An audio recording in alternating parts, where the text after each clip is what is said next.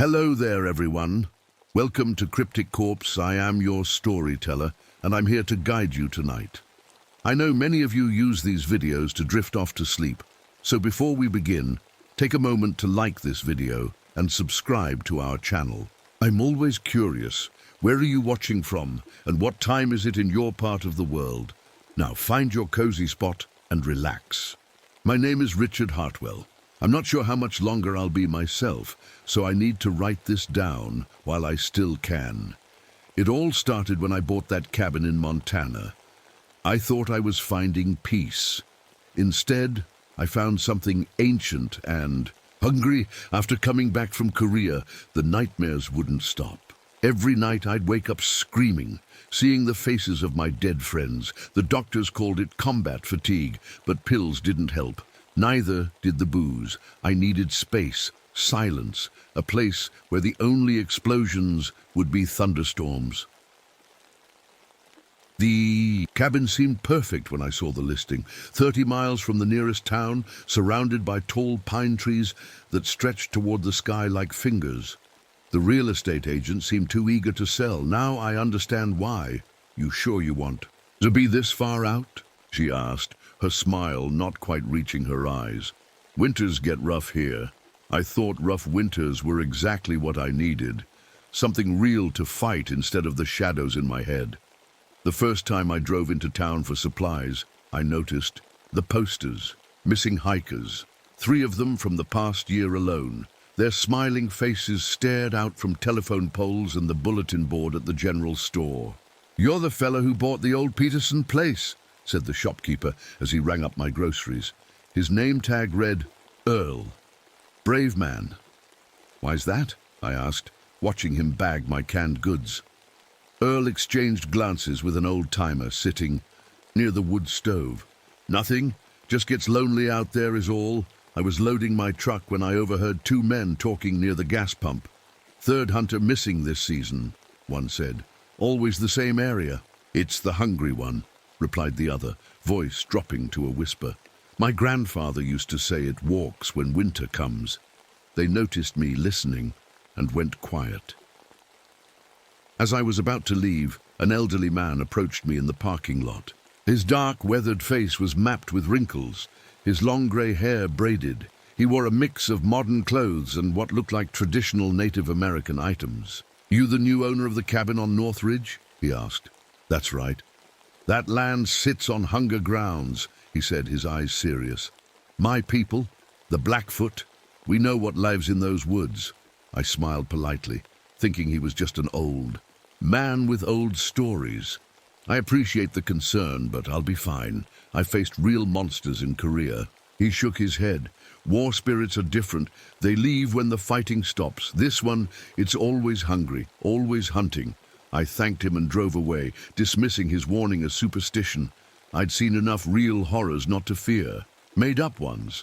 Back at the cabin, I started fixing the place up. It was in decent shape but needed work. The previous owner, Peterson, had left in a hurry from the looks of things. There were still clothes in the dresser, canned food in the pantry. A half-finished cup of coffee had left a ring on the kitchen table, like he'd stood up mid-sip and never returned. I found his journal in the bedroom drawer, but decided not to read it. Seemed too personal, and I had enough troubled thoughts of my own. My first night alone in the cabin, I slept better than I had in months. But around 3 a.m., something woke me. A voice, distant but clear, calling my name from the darkness beyond my window. "Richard, help me." I sat up, heart pounding. It sounded like Marcus, my buddy who died in my arms near the Chosin Reservoir. But that was impossible. I grabbed my rifle and checked the locks. Everything was secure. Through the window, the base forest was a wall of darkness, the trees swaying slightly in the night breeze. I convinced myself it was just the wind playing tricks, or maybe a leftover fragment from a dream. But the next morning, I found something that froze my blood.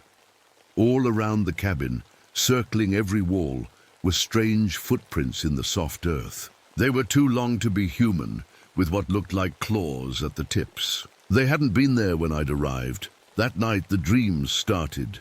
I wasn't in Korea anymore. Instead, I was running through the pine forest, moving faster than humanly possible. My body felt wrong, elongated, starving. I was hunting something, someone. I could smell their fear, and it made me hungry. I woke up gasping, the taste of copper in my mouth, as if I'd been chewing on pennies. And then I heard it again, voices calling from the trees.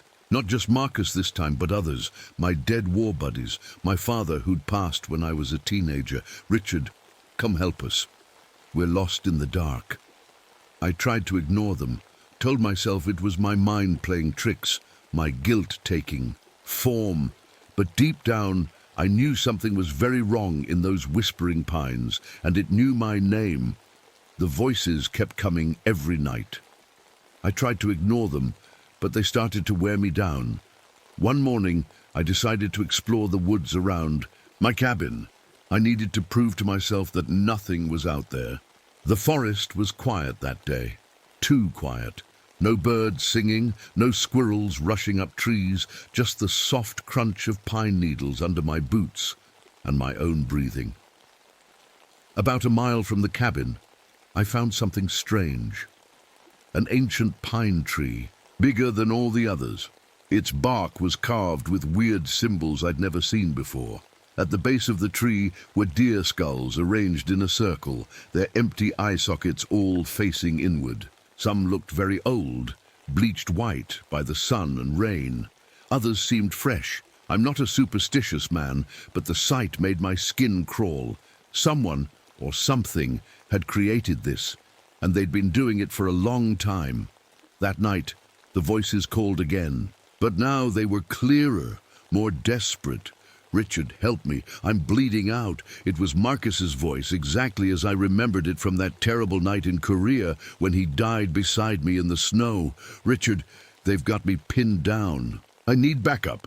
That was Davis, another soldier from my unit who didn't make it home. They sounded so real, so close, like they were just beyond the tree line, waiting for me to come save them.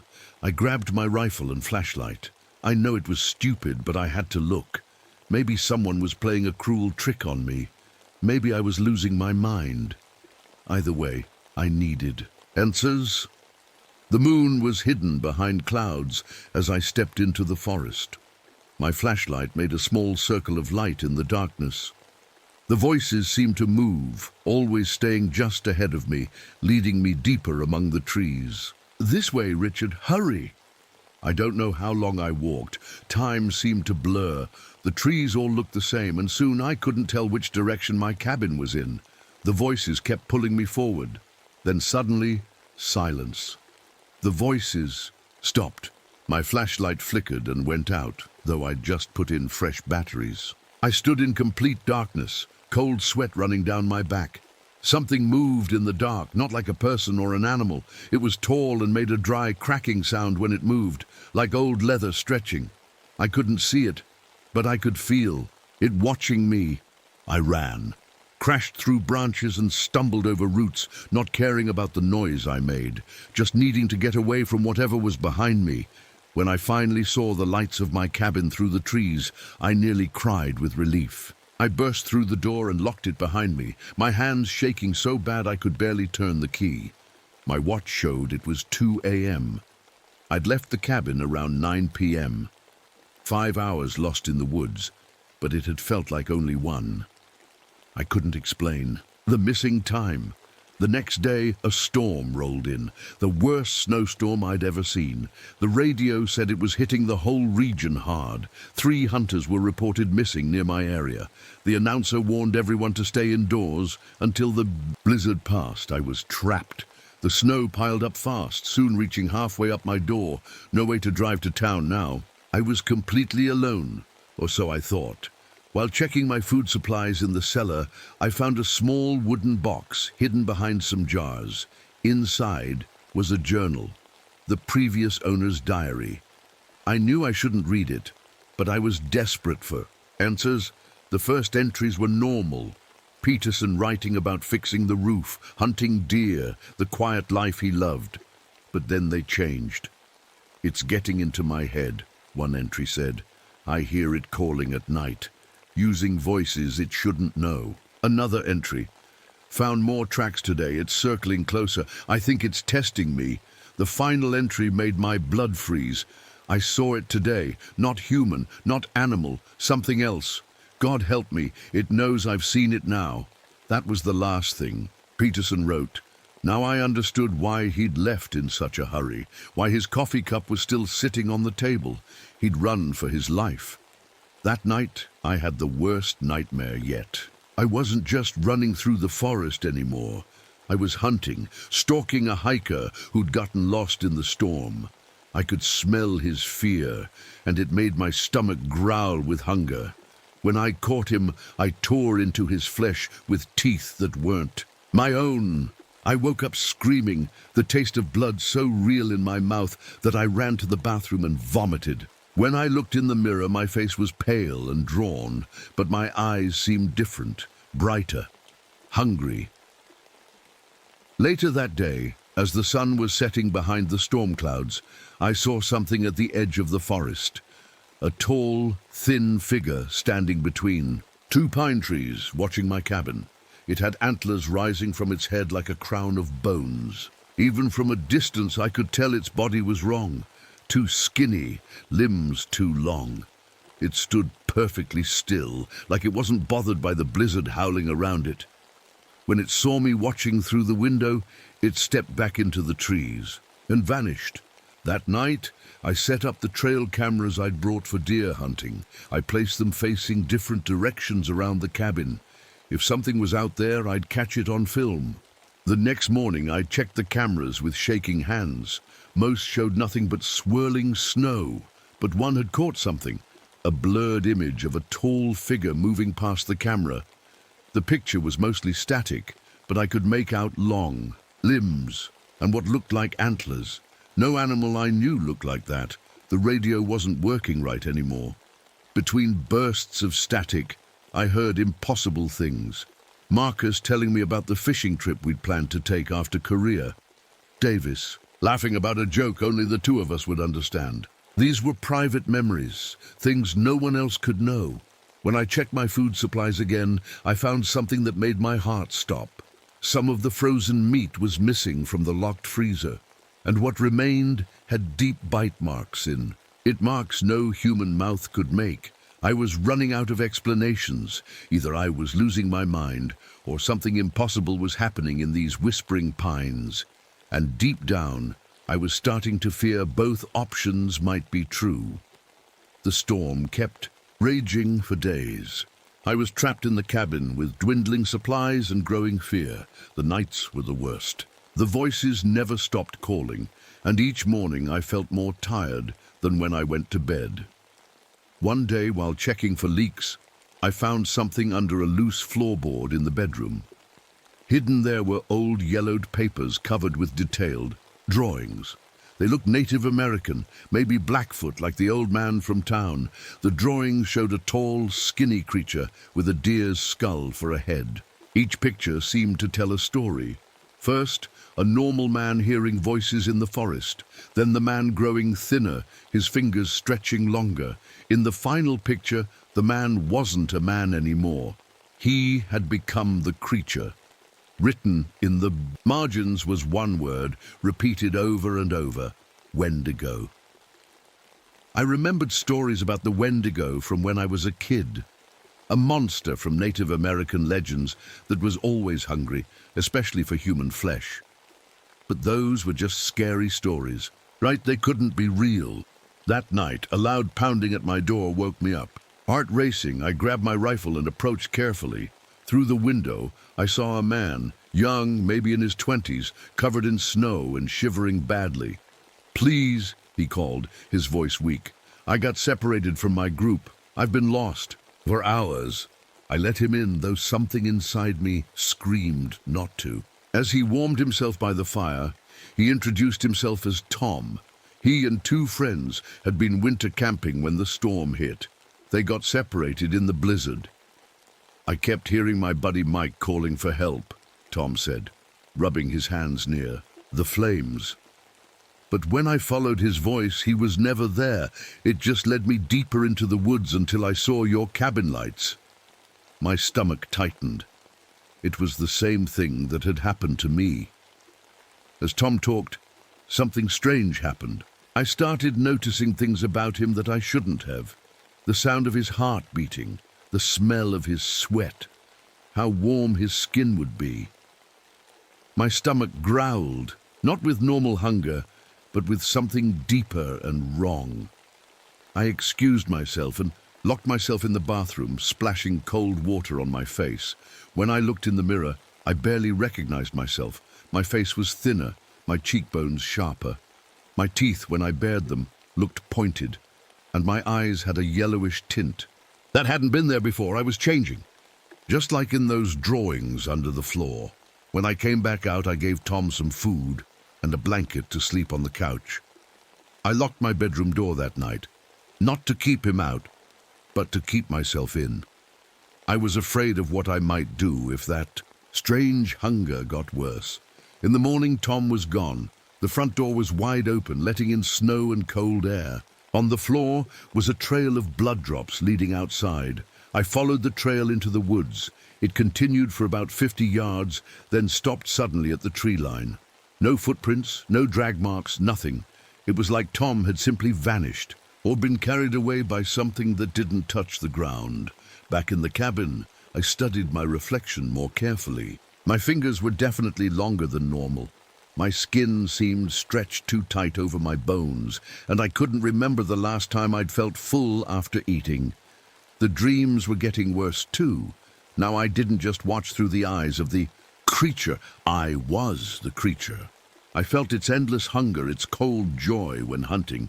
And every morning I woke with the taste of raw meat in my mouth. That afternoon, I found a cave while searching for Tom.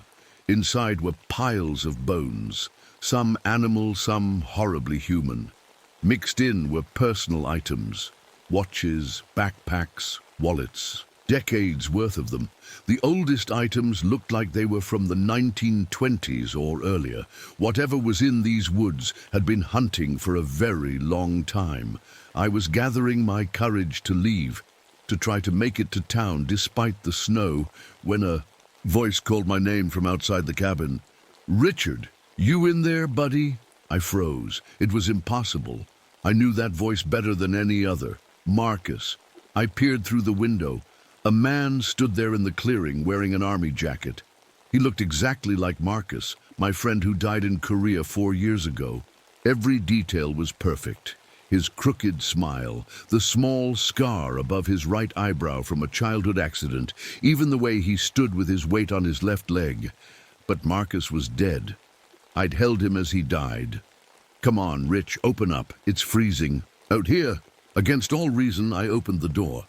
Marcus stepped inside, shaking snow from his boots, just like he used to do when we shared a tent in Korea. "Man, it took forever to find this place," he said, looking around the cabin. "Nice little setup you got here." "You're not real," I whispered. "You can't be," Marcus laughed. "What are you talking about? Of course I'm real." He reached out and gripped my shoulder. His hand felt solid, warm. "You think I'd let a little thing like a bullet keep me down?" For hours we talked. He knew everything Marcus should know.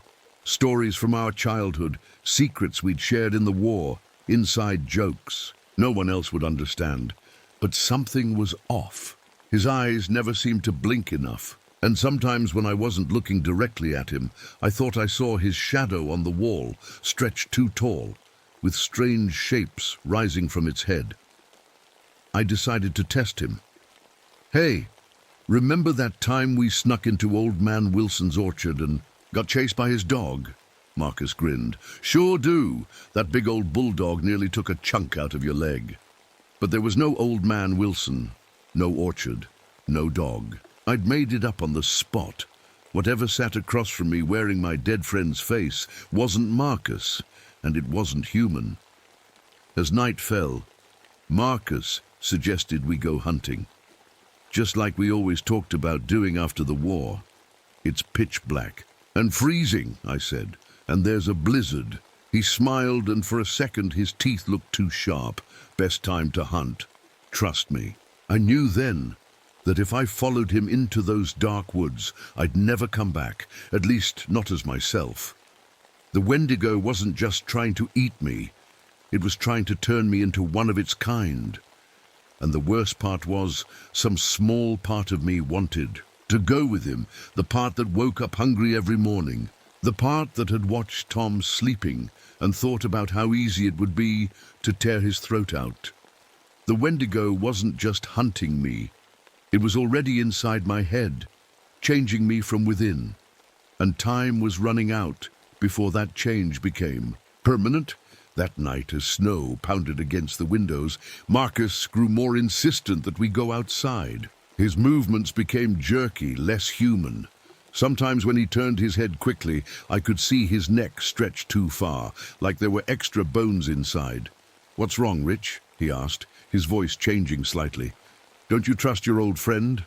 I kept my rifle close. "You're not Marcus," I said finally. "Marcus died in Korea. I was there." He smiled and this time didn't bother hiding his teeth, now sharp and too many to fit in a human mouth. "Smart man," he said, his voice deepening, stretching. "But it doesn't matter if you know. It's already happening. Can't you feel it?" He was right. My hands were shaking, but not from fear, from hunger. A deep, aching hunger no normal food could satisfy. "What are you?" I asked, though I already knew. "I am the hunger that never ends," he said. "I am the cold that never leaves the shadow of the pines." The Blackfoot had many names for me. Wendigo is just one. Outside, the storm suddenly grew worse. The wind screamed around the cabin like a living thing. The temperature inside dropped so fast I could see my breath, even though the fire was still burning bright. Marcus stood, his body unfolding to an impossible height. His skin stretched and split, revealing greyish flesh beneath. His face elongated, eyes sinking deeper while growing brighter. "I've been patient with you, Richard," the thing said, no longer pretending to be human. "Most break sooner. Their minds snap and the hunger takes over. But you fought it. That makes the meat sweeter in the end." It lunged at me, faster than anything should move.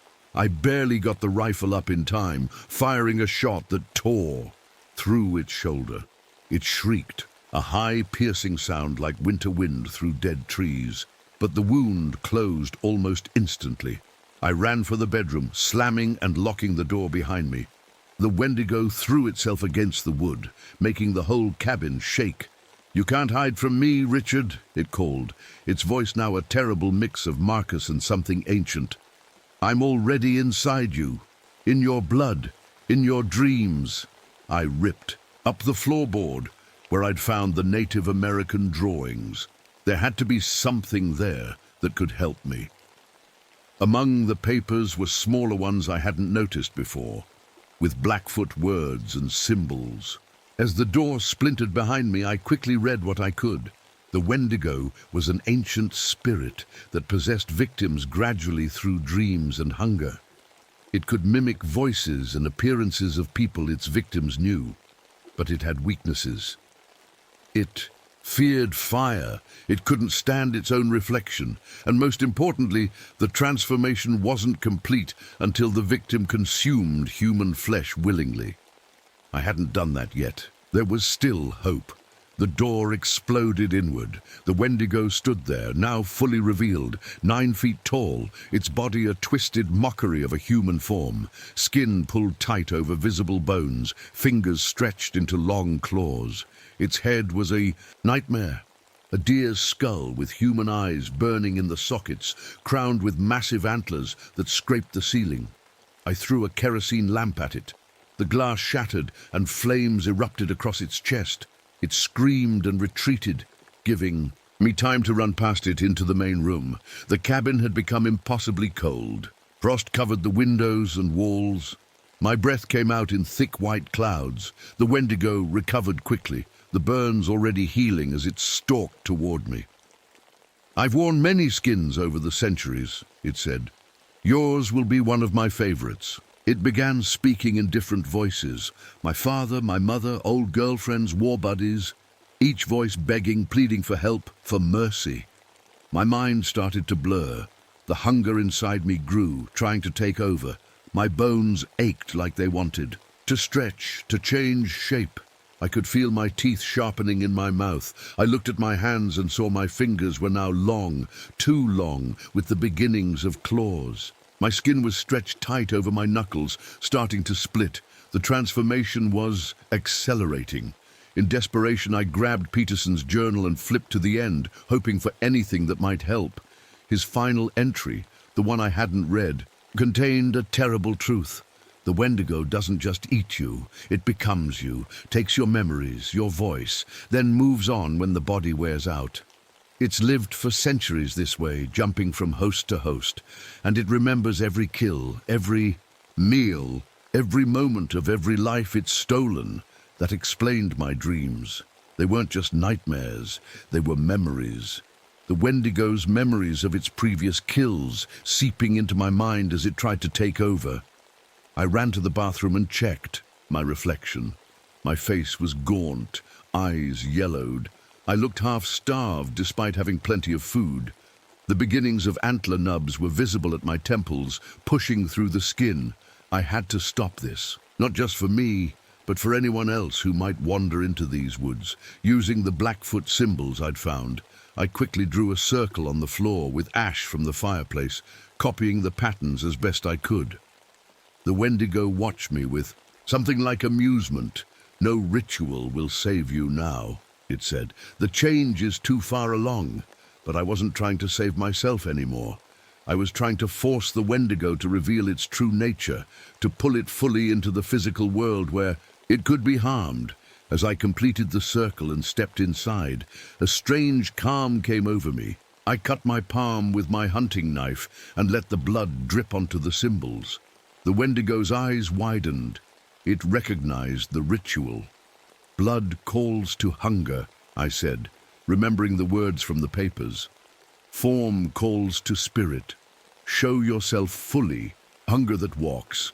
The Wendigo shrieked and charged the circle. As it crossed the line of symbols, something incredible happened. Our minds connected, merged. Suddenly I saw everything.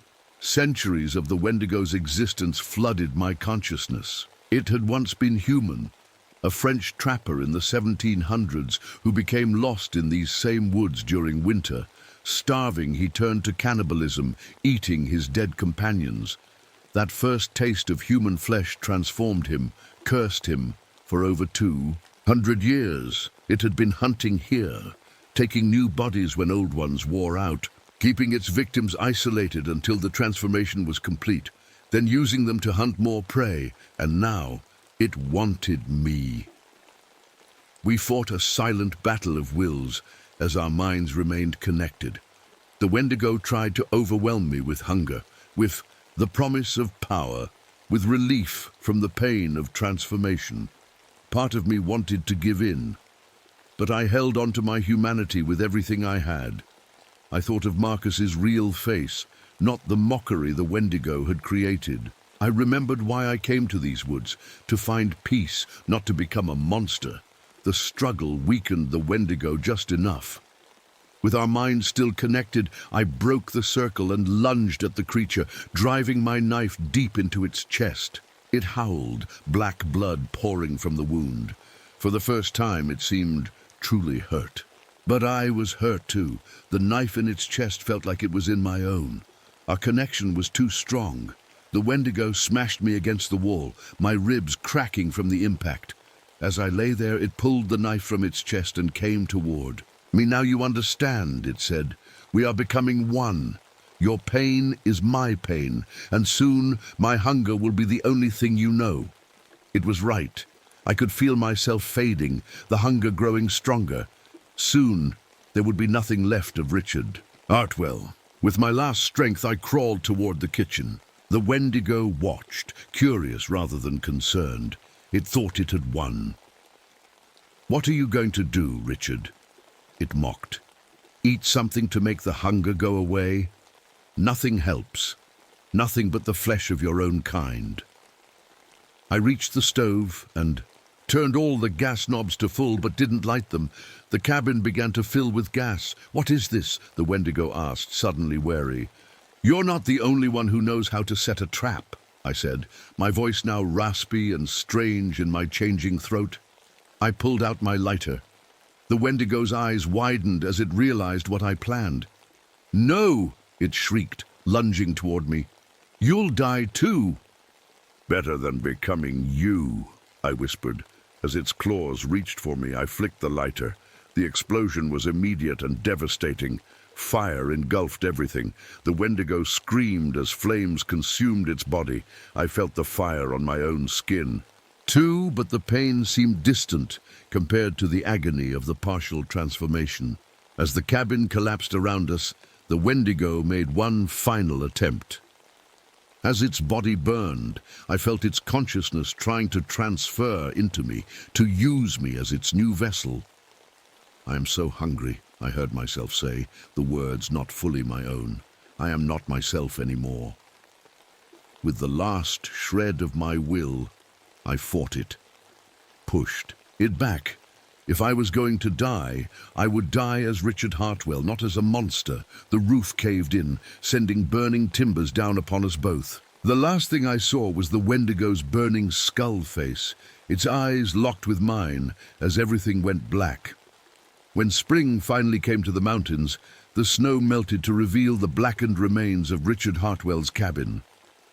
Nothing was left standing. Just charred wood and ashes spread across the clearing. Sheriff Mike Thornton led the search party that found the site. They'd been looking for Richard since the last supply run he'd made to town, nearly 4 months ago. "Looks like a gas explosion," said Deputy Collins, poking through the debris with a stick. "Poor guy probably didn't make it out." The sheriff nodded, but something felt off about the scene. The way the cabin had collapsed seemed strange, and there were unusual tracks in the mud around the ruins. Not quite animal, not quite human. "Let's do a wider search," the sheriff ordered. "Check the surrounding area for anything." They found Richard's truck first, buried under snow that had now melted. Then about 100 yards into the trees, they discovered a leather journal, somehow undamaged. Richard's name was written inside the cover. The sheriff read it that night in his office, his coffee growing cold beside him. The journal told a story so bizarre he would have dismissed it as the ravings of a troubled mind.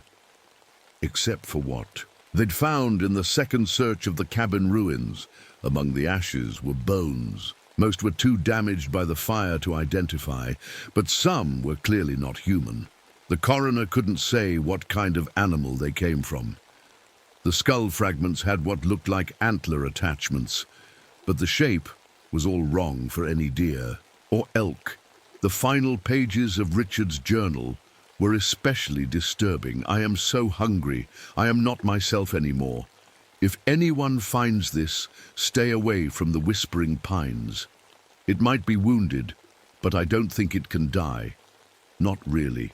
As long as there's hunger in these woods, it will find a way to return." The sheriff closed the journal and looked out his window at the mountains in the distance. The search for the missing hikers, Tom Roberts and his friends, had been called off weeks ago. Their families had been told that sometimes the mountains take people and there's no getting them back. He wondered if he should burn the journal, destroy the evidence of whatever madness had taken hold of Richard Hartwell. In the end, he locked it in his desk drawer. Some stories were better left untold. A week later, a forest ranger reported something strange. He'd been checking the burn site to make sure no embers remained that could start a forest fire. In the trees at the edge of the clearing, he saw a figure watching him, tall and thin, moving in a way that made his skin crawl. When he called out, it vanished deeper into the pines. That same day, a hiker reported hearing voices on the trail near Richard's cabin, voices that called his name and sounded like friends who weren't there. The sheriff put up new signs around the area. Danger, no trespassing. He doubled the missing persons posters in the town square, adding Richard's face among them.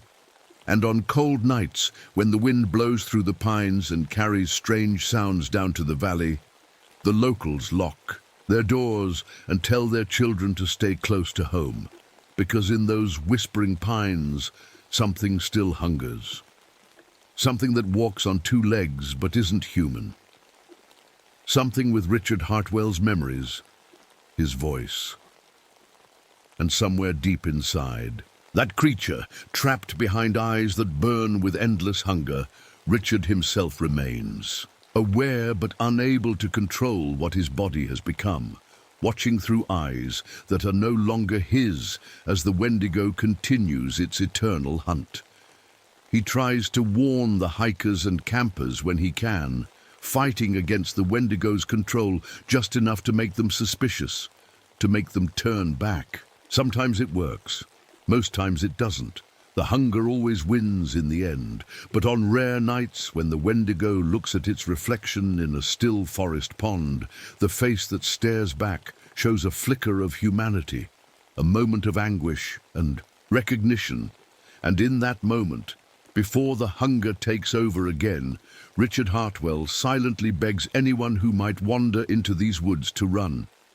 Run far and fast from the thing that waits in the whispering pines, because it's listening for your voice, learning how to sound just like someone you love, and it's always, always hungry. My name is Jack Thorne. I write scary books for a living, but right now, I'm the one who's scared. It all started 3 months ago when I couldn't write anymore. The words just wouldn't come. My publisher kept calling, asking where my new book was. I was already 6 months late, and I needed to finish it fast. That's when I found the old fishing camp on Stillwater Lake. It was cheap to rent, far away from everything, and had no internet or cell service. Perfect for a writer who needed to focus. It's been empty for 3 years, the realtor told me as we walked through the dusty main cabin. Her voice was nervous. The last owner, Donald Marsh, disappeared along with 4 friends. They were never found. I should have taken that as a warning, but instead I was curious. Disappeared. How? She shrugged. Nobody knows. They just vanished. Their cars were still here. Their belongings too. But they were gone. She also told me something strange about the lake itself. It never freezes completely, even in the worst Minnesota winters, she said, looking out at the dark water. And it's about 15 feet deeper than any other lake around here. No one knows why. I moved in the next day. The place was perfect. A main cabin with a bedroom and small kitchen, a boathouse down by the water, and nothing but pine trees and quiet all around. That first afternoon, I found a locked room in the boathouse. The door was old, but the lock was new. I'm not proud of it, but I broke in. Inside were stacks of notebooks, Donald Marsh's lake journals, 17 years worth of them, all neatly labeled by date. I took them back to the cabin, thinking they might give me ideas for my book. That night, I couldn't sleep. Around 2 a.m., I went to the window and saw something strange in the middle of the lake, a blue light pulsing under the water. It lasted maybe 5 minutes before fading away. In the morning, I started reading Marsh's journals. They began normally, enough. Notes about fishing, weather, lake conditions. But over time, they changed. He started writing about something intelligent in the deep part of the lake. He became obsessed with trying to communicate with whatever he thought was down there. That afternoon, I collected some lake water in a jar. There was something odd about it. It was slightly thicker than normal water and left a faint residue on my fingers. When I held it up to the light, I could see tiny organisms moving around inside. I didn't know it then, but those little things in the water would change my life forever, and not in a good way. A week passed. I tried to write, but kept getting distracted by the lake. It pulled at me somehow. I'd catch myself staring at the water for hours without realizing it. Then came the storm. It hit suddenly one evening, rain hammering on the roof, wind howling through the trees. I was about to close the curtains when I saw something on the lake. A canoe flipping over in the waves. Someone was out there. I ran down to the shore. Rain soaking me instantly. Lightning flashed, and I saw a man struggling in the water. Without thinking, I jumped in my boat and rowed out to him. "Grab my hand!" I shouted over the storm. He was heavy and nearly pulled me in, but somehow I got him into the boat. We made it back to shore, just as another lightning bolt lit up the sky. "Thank you," the man gasped as I helped him into the cabin. I thought I was done for. His name was Everett Walsh. He told me he'd been fishing on the lake when the storm hit. He was shivering badly, so I gave him dry clothes and made coffee. "I'm lucky you saw me," he said, holding the mug with both hands. "My friends will be worried. We were camping on the north side. Something about him made me uneasy, though I couldn't say why. Maybe it was how he watched me, too carefully, like he was studying me. That night, I let him sleep on the couch. I woke up twice to find him standing in my bedroom doorway, just staring. Both times he said he was looking for the bathroom, but the second time, I'm sure he'd been watching me sleep. In the morning, he asked endless questions about me. Where I grew up, my family, how I became a writer. Normal questions, I guess. But the way he asked made them feel wrong somehow. "What about you?" I finally asked. "Tell me about yourself." His answers were strange. When I asked about his childhood, he described a perfect suburban home with exact details about the color of the kitchen tiles and the pattern on the living room curtains. But he said nothing about friends or feelings or favorite toys, the things that make a real memory. I tried the radio that afternoon and got the local station. They reported no missing campers or hikers in the area. When I mentioned this to Everett, he just smiled. "They probably think I'm still with the group," he said. "I should try to call them, but I'm enjoying our talks." That night I couldn't sleep. I took my lake water sample and looked at it under a small microscope I had packed for nature observations. What I saw made my skin crawl. The tiny organisms were changing shape, their cells rearranging before my eyes.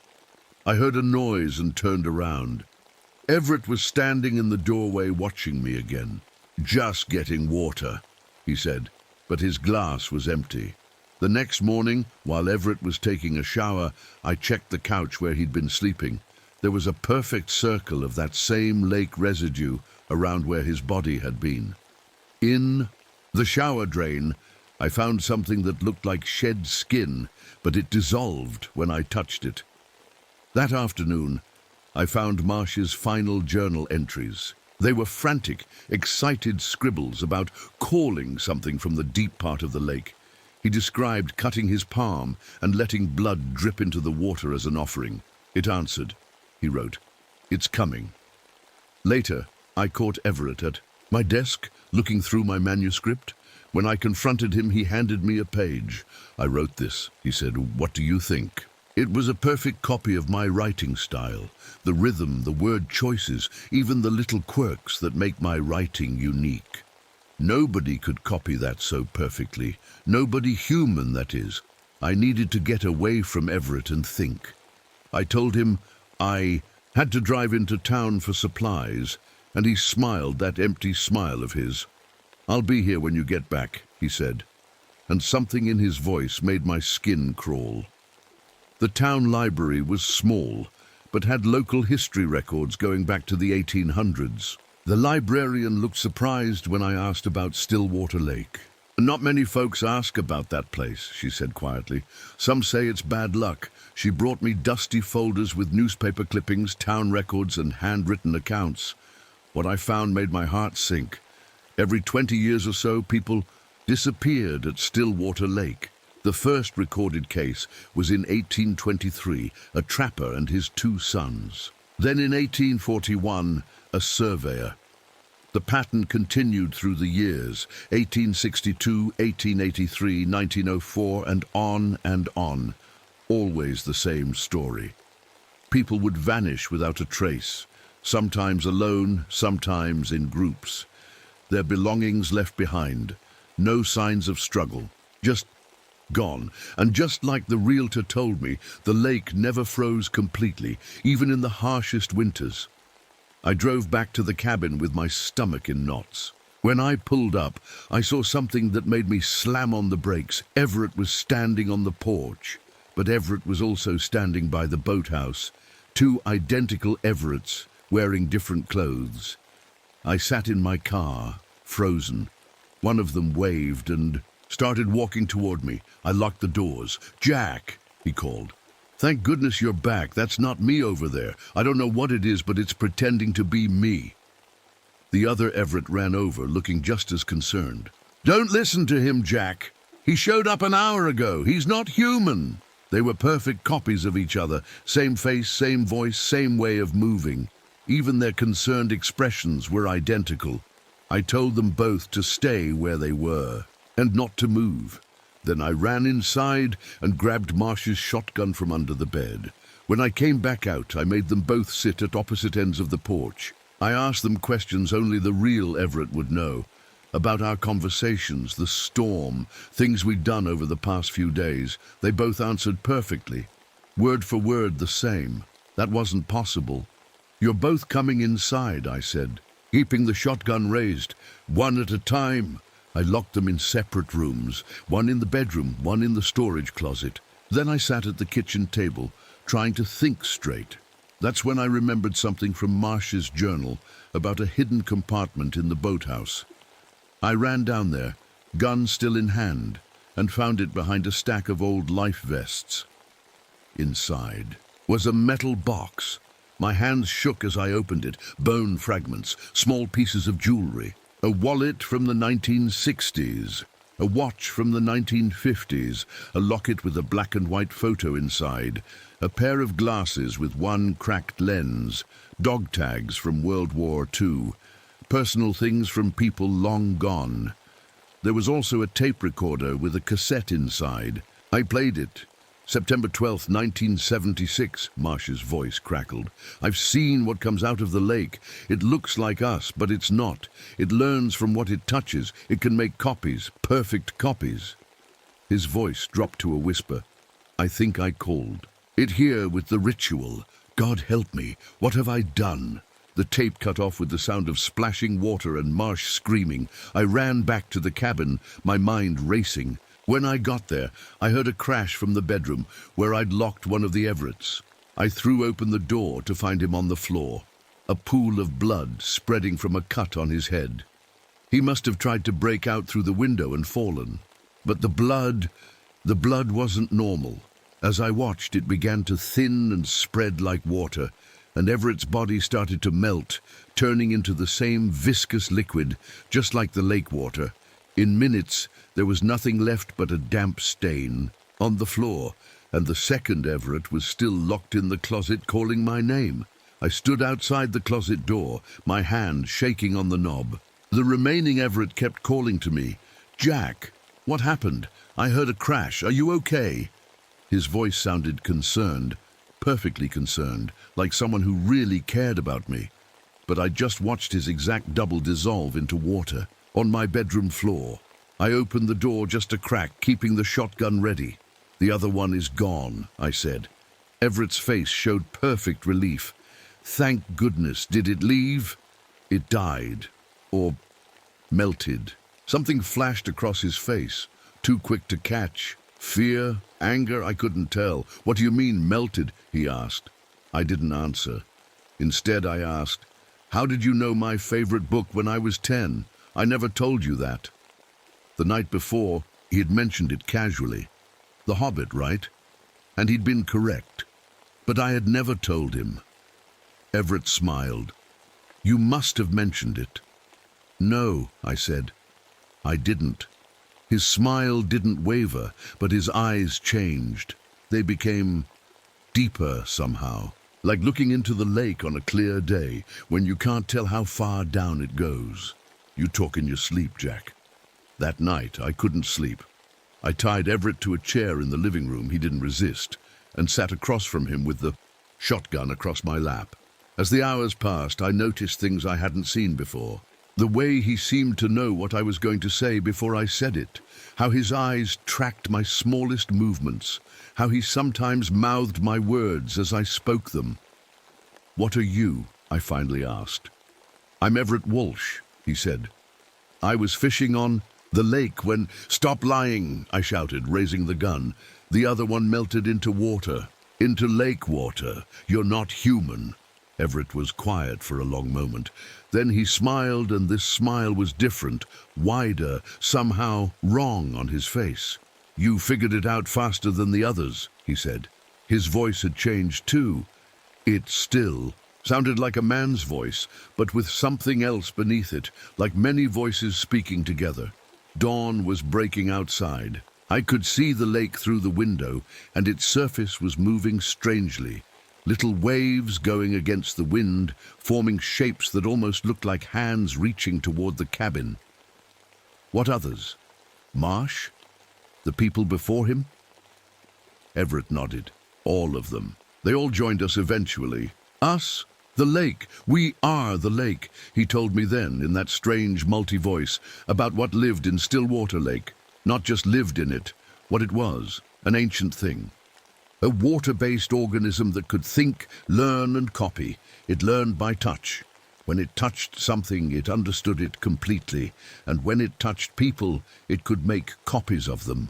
Perfect copies with all their memories, thoughts and feelings. We've been here for centuries, Everett said. Long before people came, we were lonely. We wanted to understand, to connect. By killing people, I asked. We don't kill. We preserve. Everyone we've taken still exists inside us. Their memories, their thoughts, all saved forever. I thought of all those personal items in the metal box, all those people, gone. What happened to the first Everett? The real one? There was no first. Everett, he said, we created this form from your memories, your expectations of what a hiker might be like. We've been watching you since you arrived, Jack, learning from you. You're different from the others. Your mind, it's so full of stories. As he spoke, I noticed the lake surface visible through the window. It was fully light outside now, and I could see the water moving, forming and reforming into shapes, almost like faces, pressing up from below. Why me? Why now? We take new forms every 20 years or so. We need to learn, to update. The world changes. And you... He leaned forward, the rope seemingly looser than before. You have such an imagination. We want that. Fear gripped me, cold and sharp. What do you want from me? Everything, Everett said. We want to become you. Through the window, I saw the lake water rising, creeping up the shore toward the cabin, far higher than any normal tide could reach. The lake was coming for me. I ran, grabbed the shotgun, my car keys, and bolted out the back door. I could hear Everett behind me, his footsteps splashing. The ropes that had held him were on the floor, soaking wet like they'd been dipped in the lake. My car wouldn't start. Of course it wouldn't. When I popped the hood, the engine was dripping wet inside. I slammed it shut and looked around. The lake water was spreading across the ground in thin streams, surrounding the cabin, cutting off paths to the road. It moved with purpose, like fingers reaching for me. I ran for the boathouse. Maybe I could take the boat and get across the lake to the road on the other side. Inside, I found Marsh's flamethrower, the kind used for controlled burns. He'd mentioned it in his journal. I grabbed it, along with a lighter and some matches. When I tried to get to the boat, a wall of water rose up from the lake, blocking my path. It hung there in midair, defying gravity. Then it started to take shape, a rough human form reaching for me. I ran back to the cabin and locked myself in. Everett was gone. But when I checked the kitchen, I realized something horrible. The water jugs I'd been drinking from all week, they'd been refilled with lake water. I could see the slight shine of residue on the inside of the plastic. And the coffee, the soup, everything with liquid. He'd been contaminating it all. I'd been drinking the lake for days. I felt sick. My hands shook as I looked at them, really looked. There were small patches on my wrists where the skin looked different, slightly shiny, almost translucent. My head pounded. Memories started flowing that weren't mine. Fishing on the lake in 1973, building the dock in 1968, swimming as a child in 1932. People I'd never met felt familiar. Places I'd never been seemed like home. I stumbled to the bathroom and looked in the mirror. My eyes had changed. They were deeper somehow, with a faint bluish tint I'd never had before. "It's already starting," came Everett's voice from behind me. I spun around. He was standing in the doorway, but different now. His skin had a wet sheen, and his movements were too fluid, like he was barely holding his human shape. "You've taken enough of the lake into you," he said. "We're connecting. Your mind is joining with ours." "No," I backed away. "I'm still me. I'm Jack Thorne." "Are you sure?" He smiled. "Tell me about the summer of 1958, when you caught that record-sized bass." And I could remember it. The weight of the rod, the struggle, the pride as they took my picture for the local paper. But it wasn't my memory. It belonged to someone the lake had taken decades ago. "That's not me," I whispered. "It is now," Everett said. "Parts of us are becoming parts of you. And soon you'll be part of us completely." I pushed past him and locked myself in the bedroom. My mind was slipping. I couldn't tell which thoughts were mine anymore. Was I Jack Thorne, horror writer, or Donald Marsh, the previous owner, or Bill Casey, who built the dock in 1968? All their memories lived in me now, all their fears, all their final moments. Outside, thunder crashed. A storm was coming, or maybe the lake was making it come. I looked out the window and saw the most terrifying thing yet. People were emerging from the lake, dozens of them of all ages walking up from the water. But as they got closer, I could see they were all slightly wrong, their movements too smooth, their eyes too deep. And among them were 5 men who all looked exactly like me. I pressed my hands against my temples, trying to hold on to myself. "I'm Jack Thorne," I whispered. "I write horror novels. I grew up in Chicago. My dog was named Rusty. My first kiss was with Melissa Parker behind the school." The memories felt real, but were they mine? Or had the lake created them to fill in the gaps of its copy? I looked down at my arm and noticed a small scar near my elbow from when I fell off my bike at age 8. I focused on it. The lake duplicates were perfect, but Marsh had written something important in his journal. The entity could duplicate appearance and memories, but not physical injuries or scars. At least not right away. The scar was real. It was mine. I was still me for now, but as I watched, the skin around the scar began to smooth out, healing itself. The lake was erasing the mark that made me unique. Outside, my duplicates were getting closer. They all looked exactly like me, but none had the scar. Not yet. I suddenly understood. The lake needed to perfect its copy before it could fully replace me. And my time was running out. I had to act fast. The duplicates were surrounding the cabin, and my scar was fading quickly. I grabbed Marsh's flamethrower and Marsh's final journal. There had to be a way to fight this thing. If Marsh had called it with some kind of ritual, maybe I could use the same ritual to hurt it. The journal described a circle of candles around a bowl of lake water mixed with blood.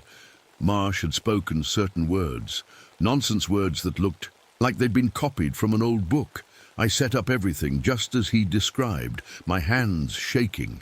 Outside, the duplicates were banging on the windows and doors. The whole cabin creaked as water seeped in under the doors, between the floorboards. "I know you can hear me," I said to the bowl of water. "I'm calling you like Marsh did." I pricked my finger and let 3 drops of blood fall into the water. The liquid began to swirl on its own, forming tiny whirlpools. I spoke the words from Marsh's journal. They felt strange in my mouth, ancient and cold. The banging outside stopped. Everything went quiet. Then the water in the bowl rose up in a thin column, hovering in the air. It began to take shape, a tiny version of a human face. My face. "We hear you, Jack Thorne," it said in a voice like water over stones. "What do you want from me?" I asked. "To join with you, to learn from you, to become you? Why me?" "Your mind creates worlds, imagines beings that never existed. We want to understand how. It was talking about my writing, my ability to create characters and stories. The tiny water face rippled. We preserve what we take. All those who join us still exist within us. Their memories live forever in our consciousness. But they're not themselves anymore, I said. They're just copies, memories. Is that not what you are? A collection of memories and experiences.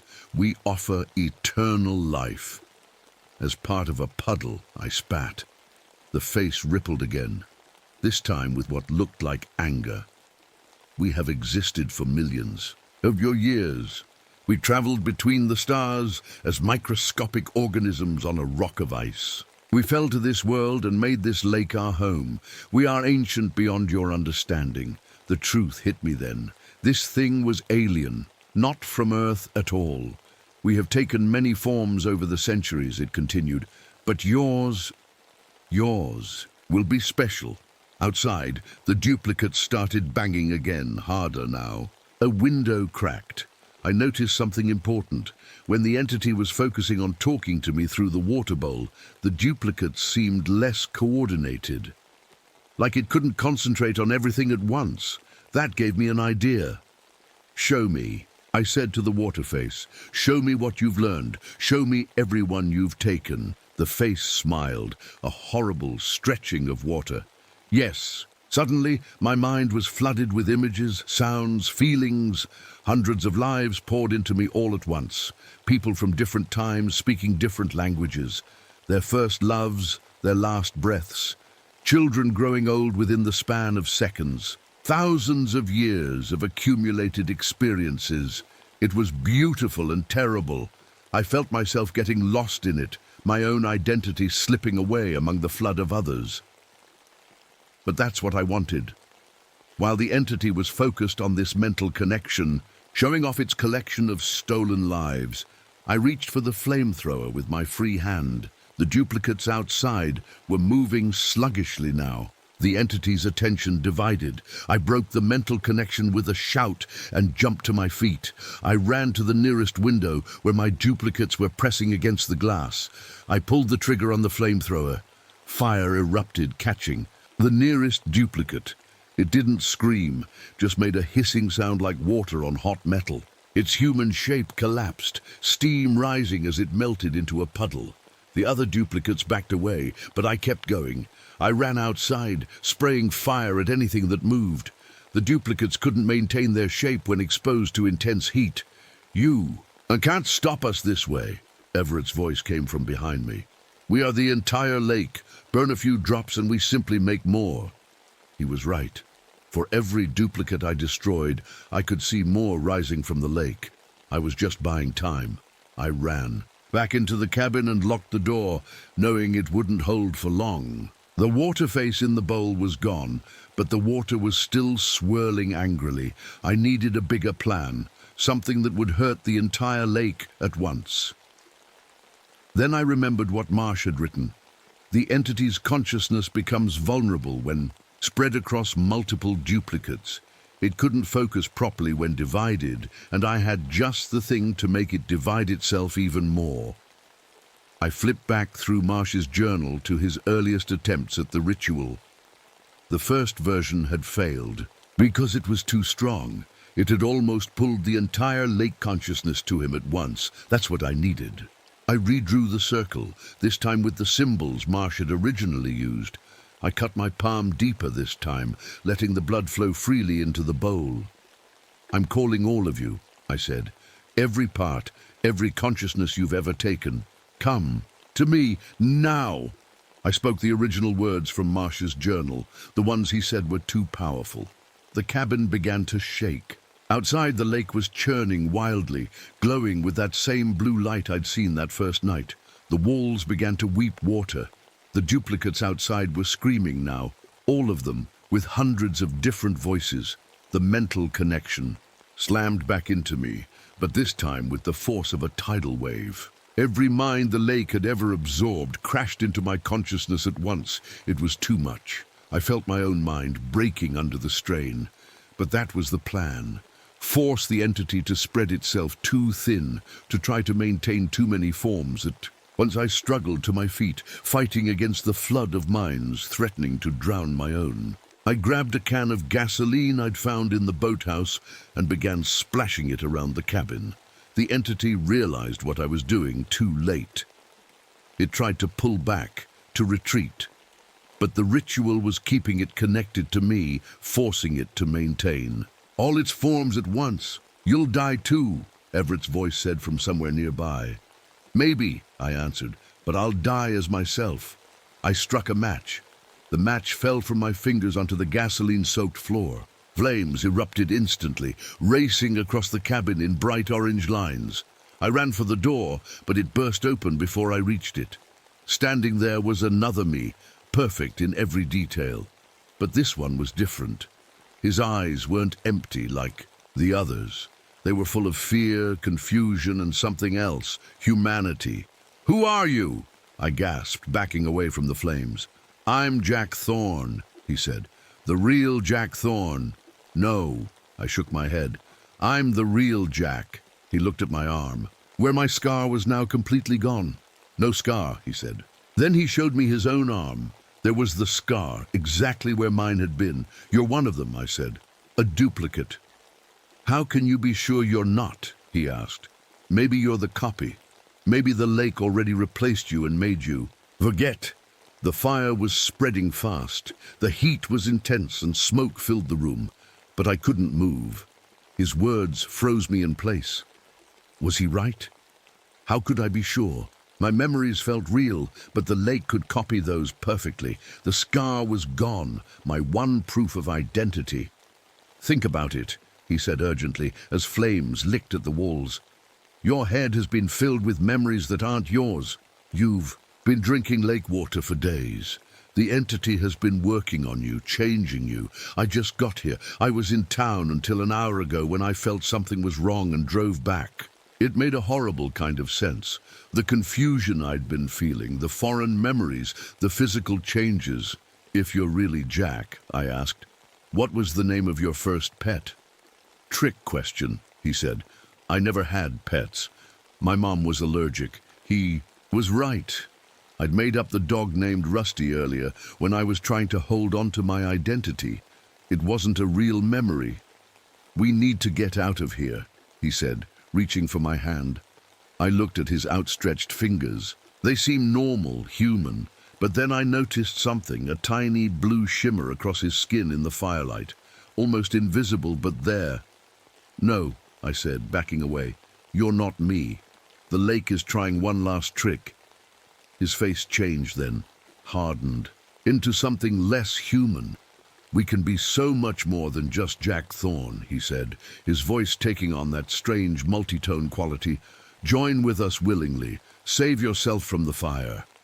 "I would rather burn as myself than live forever as a copy," I said. The roof was starting to collapse. Burning chunks of wood fell around us. The duplicate lunged for me, but I was ready. I swung the now empty gas can, hitting him hard. He stumbled back, his form rippling like disturbed water. "You can't kill us all," he said. "We are eternal. We will find another host, another mind to join with. Maybe," I said, "but not mine." I grabbed a burning piece of wood and thrust it at him. Where it touched his chest, his skin sizzled and steam rose. He screamed, a sound like rushing water, and his human shape began to melt. The cabin was coming down around us. I had to get out. I ran for the door, jumping over puddles of what used to be my duplicate. Outside, the other copies were retreating, flowing back toward the lake, like streams running downhill. The ritual had worked. It had forced the entity to spread itself too thin, made it vulnerable, and fire was its weakness. I ran toward the lake, where dozens of duplicates were trying to reach the water. I threw the burning piece of wood I was still carrying at the nearest one, and it burst into steam. The ground shook. The lake was churning violently, glowing blue light pulsing beneath its surface. The cabin collapsed behind me with a thunderous crash, sending up a shower of sparks and burning debris. Some landed on the duplicates, causing more to dissolve. Fell to my knees, exhausted. The mental connection with the lake entity was breaking, snapping like threads in my mind. With each break came relief, foreign memories fading, leaving only my own. The fire from the cabin had spread to the surrounding trees. Soon the whole camp would be ablaze. I needed to get to my car. Incredibly, it started this time. As I drove away, I looked in the rearview mirror. The entire shoreline was burning, reflecting in the dark water of the lake. 3 months later, the newspaper article was small, just a few paragraphs on page 6. Stillwater Lake freezes for first time in recorded history. I read it twice, then set it down next to my coffee. Outside my apartment window, snow was falling on Chicago streets. My new book was selling well. The Lake That Learned had hit the bestseller list in its first week. Critics called it my most convincing work, so real you can almost feel the water closing over your head. I touched the smooth skin on my arm, where a scar used to be. Some mornings I wake up and can't remember if I'm really Jack Thorne or if I'm something else that just thinks it's Jack Thorne. Sometimes when I wash my hands, I hold them under the faucet a little too long, watching the water run over my skin. Sometimes I find myself staring at lakes and ponds, looking for that blue glow beneath the surface. And sometimes late at night I dream of other lives. A trapper in 1823, a surveyor in 1841, a fisherman in 1958. I dream of cold depths and the patient wait for someone new to touch the water. I bought a small cabin in northern Michigan. Once winter ends, I'll go there to write my next book. There's a lake nearby. Not Stillwater, another one. They say it never freezes, no matter how cold it gets. I'm curious to see what lives in its depths. My name is Martha Dunwich. I used to be a school teacher in the city, teaching third graders their ABCs and how to count. That was before my husband Tom died. The police called it an accident, but something about the way his car went off that bridge never sat right with me. Tom was careful, always careful, especially when he was looking into things. 2 months after the funeral, I got a letter. My grandfather, a man I barely remembered from childhood visits, had left me his cabin in the mountains. The lawyer said Grandpa had been gone for 15 years, but the property had stayed in a kind of legal limbo until now. I wasn't sure why it suddenly came to me, but with Tom gone and our apartment filled with too many memories, I decided to leave everything behind. Maybe it was running away.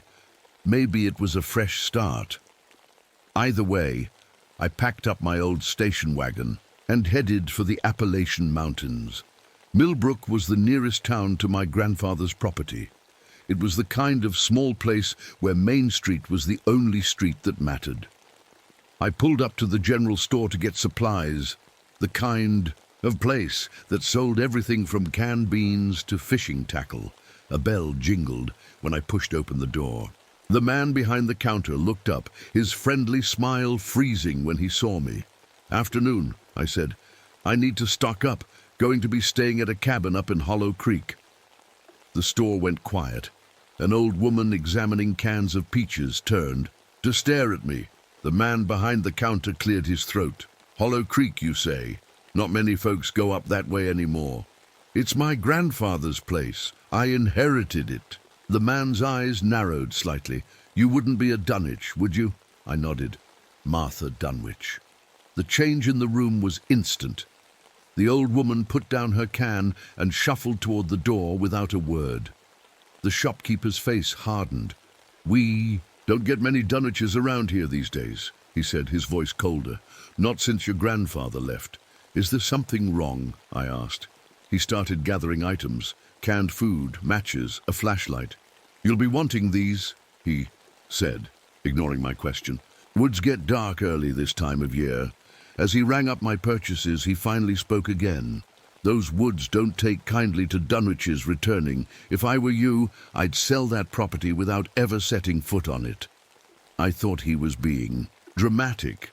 Small towns have long memories and old grudges, I told myself, but his warning made my skin prickle all the same. The drive to my grandfather's property took nearly an hour, the road getting narrower and rougher the farther I went. The trees grew thicker, blocking out more and more sunlight until I was driving through a green tunnel of leaves. The last few miles weren't even paved, just dirt and gravel that rattled my old car's undercarriage. And then I started seeing the signs, nailed to trees on both sides of the road. Weathered wooden boards painted with stark red letters, "No trespassing," and "Keep out," and "Turn back." I didn't remember these from my childhood visits. Grandpa had been odd, sure, but not unwelcoming. Something had changed in the years since I'd been here. Finally, I rounded a bend, and there it was, a small clearing with the cabin sitting in the middle like it had grown right out of the earth. I had expected something run down after 15 years of emptiness, but the cabin looked maintained. The wooden walls were weathered, but solid. The small porch had no sagging boards. Even the windows were intact. I grabbed my bag and approached, slowly. The key from the lawyer turned smoothly in the lock. Inside, a thin layer of dust covered everything, but otherwise the cabin was in surprisingly good shape. A stone fireplace dominated one wall. A kitchen area took up another corner. There was a wooden table, some chairs, and a narrow bed pushed against the far wall. It was while I was examining the doorways that I noticed something odd. At every threshold, the front door, the back door, the single window that could open, there was a thin line of what looked like salt. I touched it with my finger and tasted it. Definitely salt. Who had been here? Who had cared for this place? And more importantly, what were they trying to keep out with lines of salt? Night fell. Quickly in the hollow, I lit the oil lamps I'd found and built a small fire in the fireplace. The flames cast dancing shadows on the walls as I unpacked my few belongings. Outside, the forest had gone completely silent. No crickets, no owls, nothing but the occasional groan of branches in the wind. I was arranging my clothes in an old dresser when I heard it. A howl, long and mournful, coming from somewhere in the woods. Soon another joined it, then another, until it seemed like the sound was coming from every direction at once. Wolf howls, I thought, just wolves. But something about them raised the hair on my arms. The howls followed a pattern, almost like they were counting. 1, then 3, then 5 calls, then 8. A sequence, a rhythm too deliberate for animals. I double-checked the locks on the doors and tried to convince myself it was just my imagination working overtime. But as I lay in bed that night trying to sleep, I couldn't shake the feeling that something out there in the darkness knew I had arrived. And it had been waiting for me. I woke up early the next morning, sunlight streaming through the dusty windows. For a moment, I forgot where I was. Then it all came rushing back. Tom's death, the strange inheritance, the howling in the night. I made myself a simple breakfast with the supplies I'd bought in town.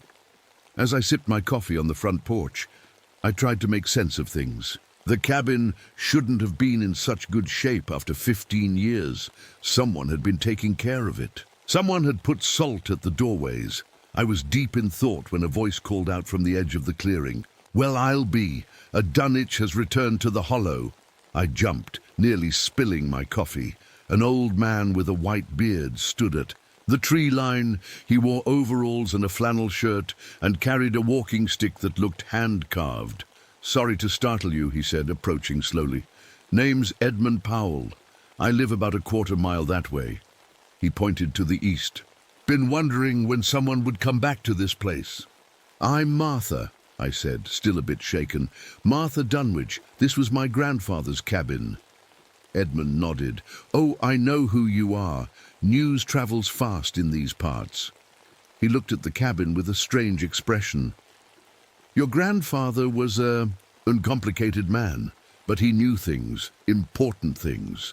I invited Edmund inside for coffee. He hesitated at the threshold, checking the salt line with a nod of approval before stepping over it carefully.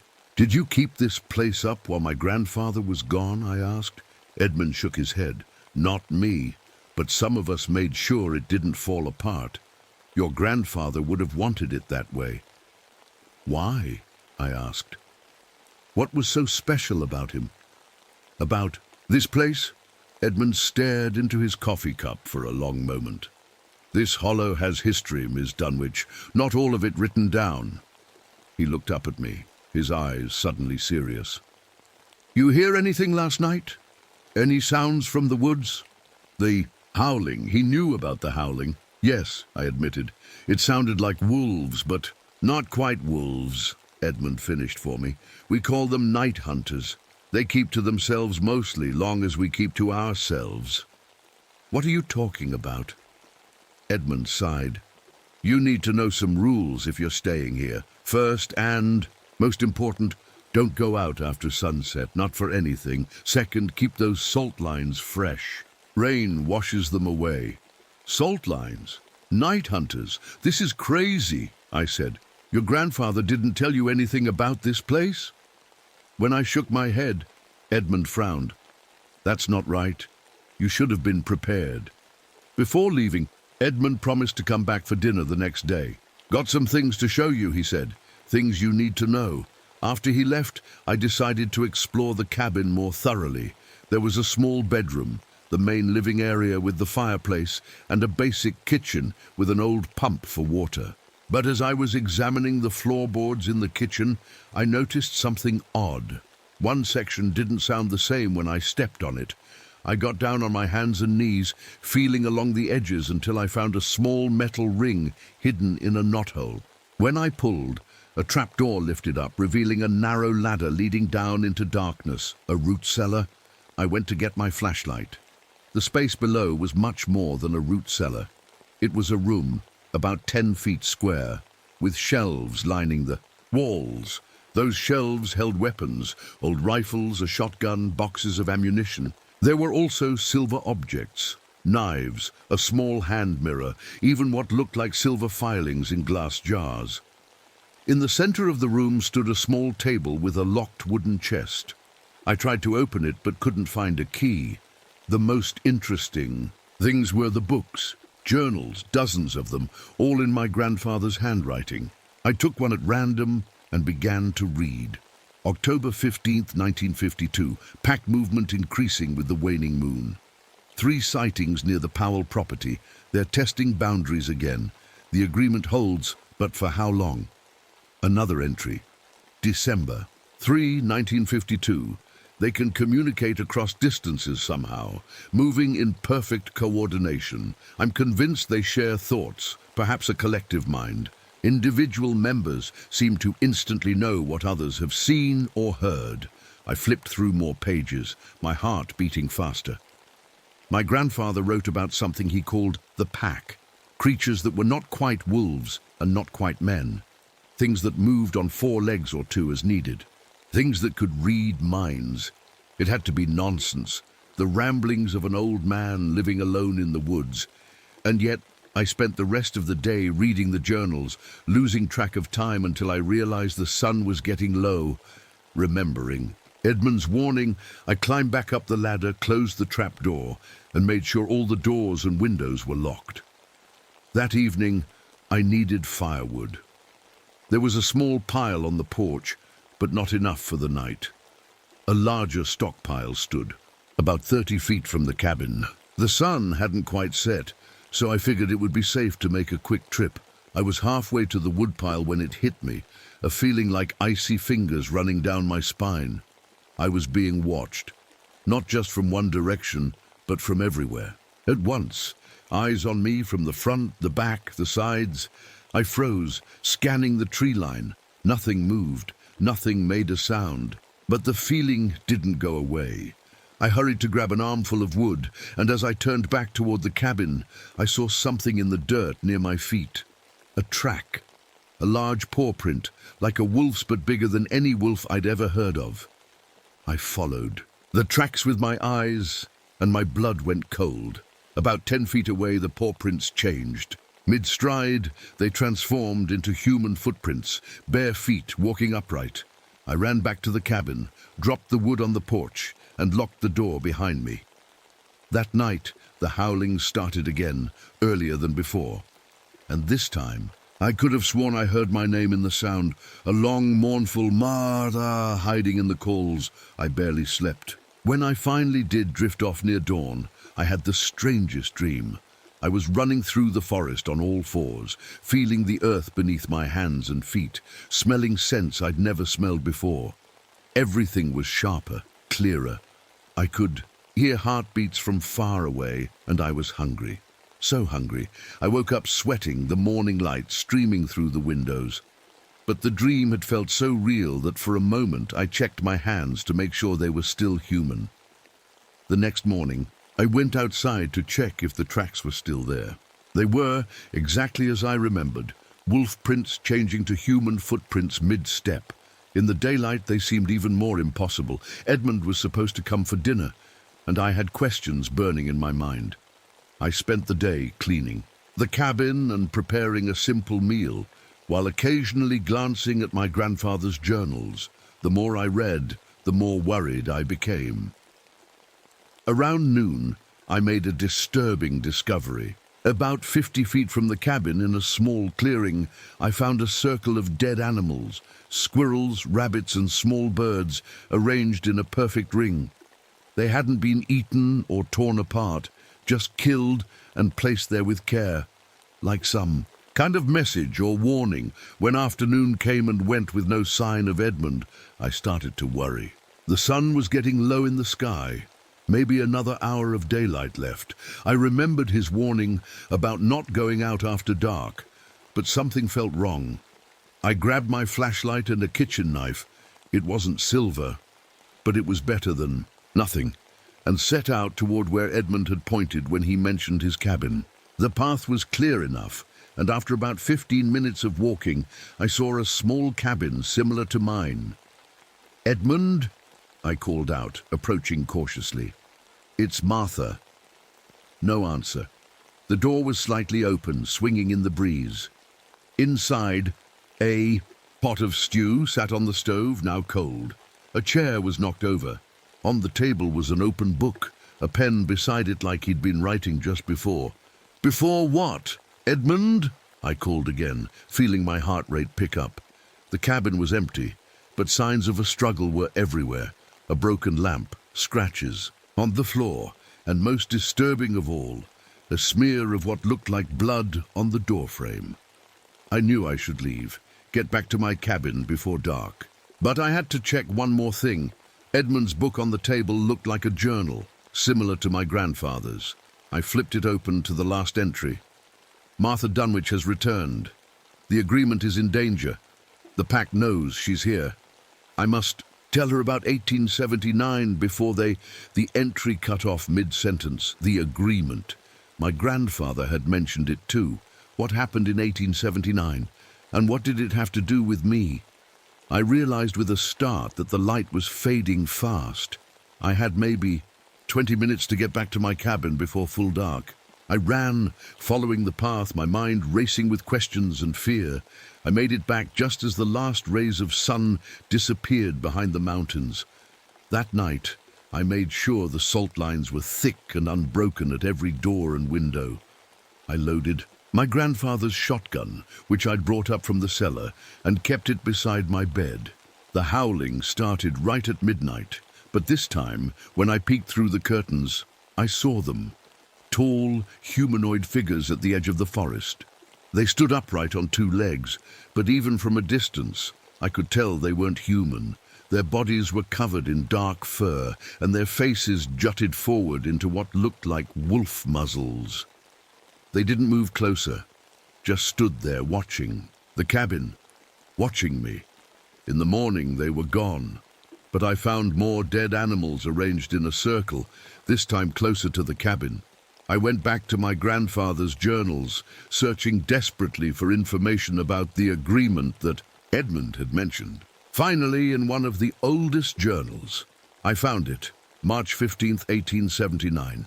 The agreement has been reached. The Hollow residents will provide occasional outsiders, and in return the pack will leave us in peace.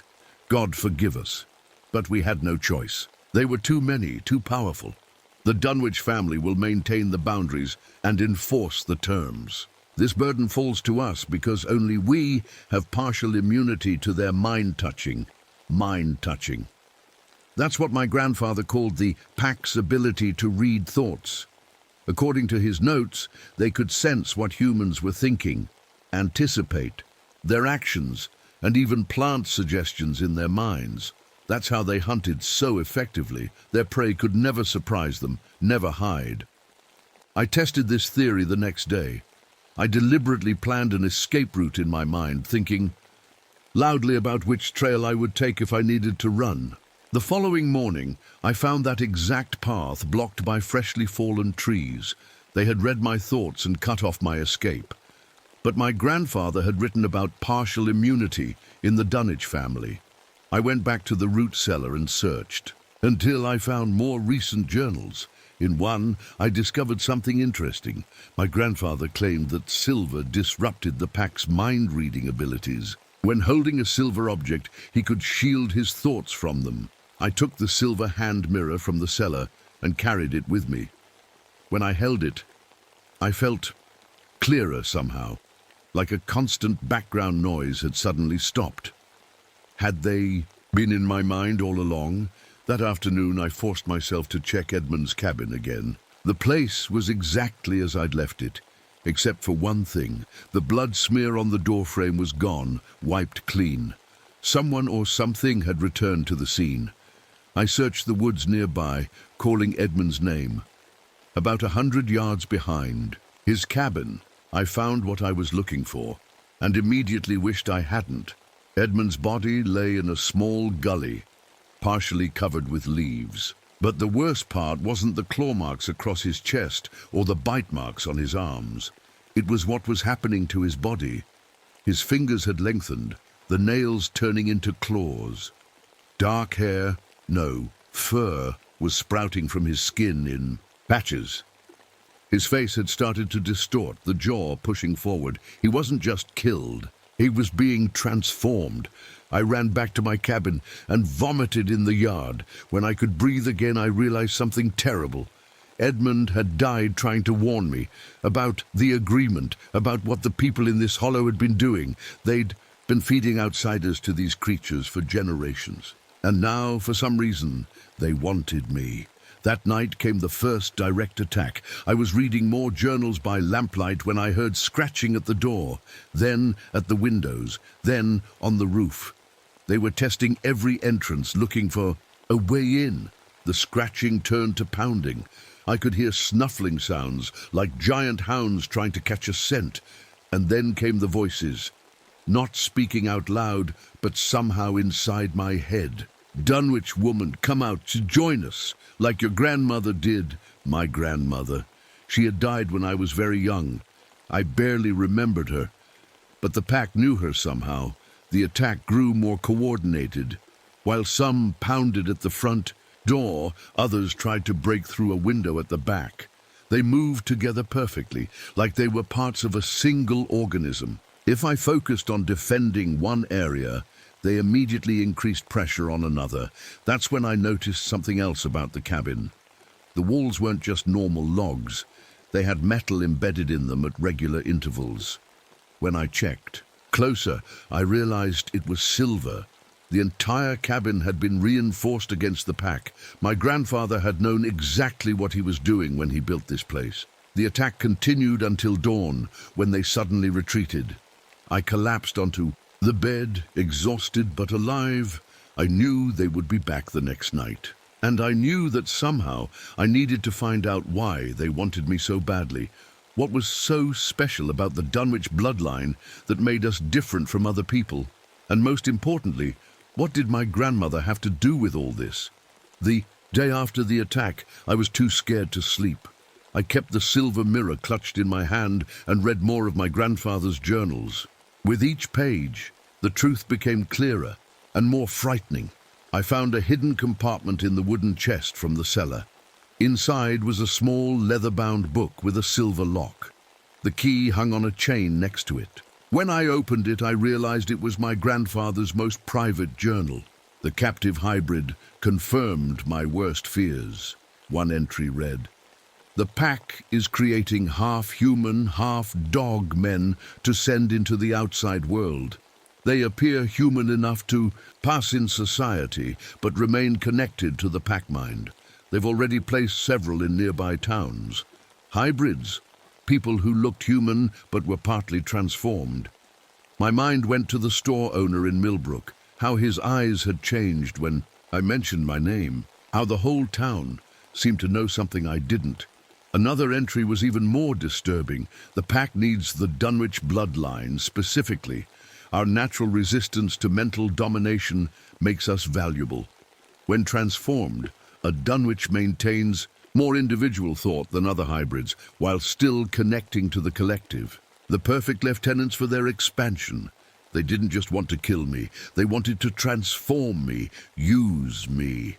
I kept reading, and strange things started happening to my body. My hearing grew sharper. I could hear squirrels running through. The trees hundreds of feet away. Smells became stronger too. I found myself noticing things I never had before, like the difference between a rabbit's trail and a fox's. When I accidentally touched the silver mirror to my bare skin, it burned slightly. I'd never had a reaction to silver before. Was I changing? Was something happening to me just by being here? I remembered what the voices had said during the attack. Like your grandmother did. Had my grandmother been transformed? Was that why I barely remembered her? The next entry in the journal was the most shocking. Margaret refused to leave with me. She's changing too quickly now, says she hears the pack calling to her at night. I fear by the full moon, my wife will no longer be human. I must take our daughter and flee before it's too late. Margaret, my grandmother's name, and our daughter would have been my mother. My grandfather had taken my mother away from here to save her from the pack. But why had he come back? And if my grandmother had been transformed, was she still out there somewhere? Something else bothered me too. The journal mentioned my husband. Tom, TD called again. He's found records of disappearances in Millbrook going back decades, people passing through who never left. Says he's coming to investigate the cabin and my research. I warned him to stay away. The pack has eyes everywhere. TD, Thomas Dunwich, my husband. He'd been investigating my grandfather's disappearance before his accident. His car crash hadn't been random at all. The pack had killed him to stop. Him from finding me, from warning me. I was shaking with anger and fear when I heard a vehicle coming up the road. I grabbed the shotgun and went to the window. A police cruiser was pulling up to the cabin. The sheriff stepped out. A tall man, with a weathered face and mirrored sunglasses. He looked up at the cabin, and even from a distance I could see something wasn't right about him. His movements were too smooth, too calculated. Miss Dunwich? Sheriff Mills, just checking in on you. Folks in town were concerned when they heard. Edmund Powell didn't return home last night. I kept the shotgun ready, but out of sight. That's thoughtful of them. But I haven't seen Edmund since yesterday morning. The sheriff nodded, taking off his sunglasses. His eyes had yellow flecks in them, and his teeth, when he smiled, seemed just a bit too sharp. Mind if I come in? Just need to take a statement. I touched the silver mirror in my pocket. Actually, Sheriff, I'm not feeling well. Could we do this another time? His smile disappeared. I'm afraid I need to insist, Miss Dunwich. We take missing persons very seriously around here. I noticed his hands. The nails were thick and slightly curved. Early transformation signs, just like my grandfather had described. We'd know what you are, I said. My voice somehow steady despite my fear. I know about the pack. I know what you've been doing to outsiders in this hollow. The sheriff went completely still. Then he smiled again, but this time it was different. More animal than human, so you've been reading the old man's journals. I was hoping we could do this the easy way. He took a step toward the cabin. The agreement has kept peace here for generations, Miss Dunwich. Your grandfather broke it when he took your mother away. When he came back, we had to correct things. You killed him. We welcomed him back to the pack, just like we welcomed your grandmother years ago, just like we'll welcome you. His voice changed, became deeper, more growling. "You're already changing. Can you feel it? The heightened senses, the connection to the forest. Your blood calls to us."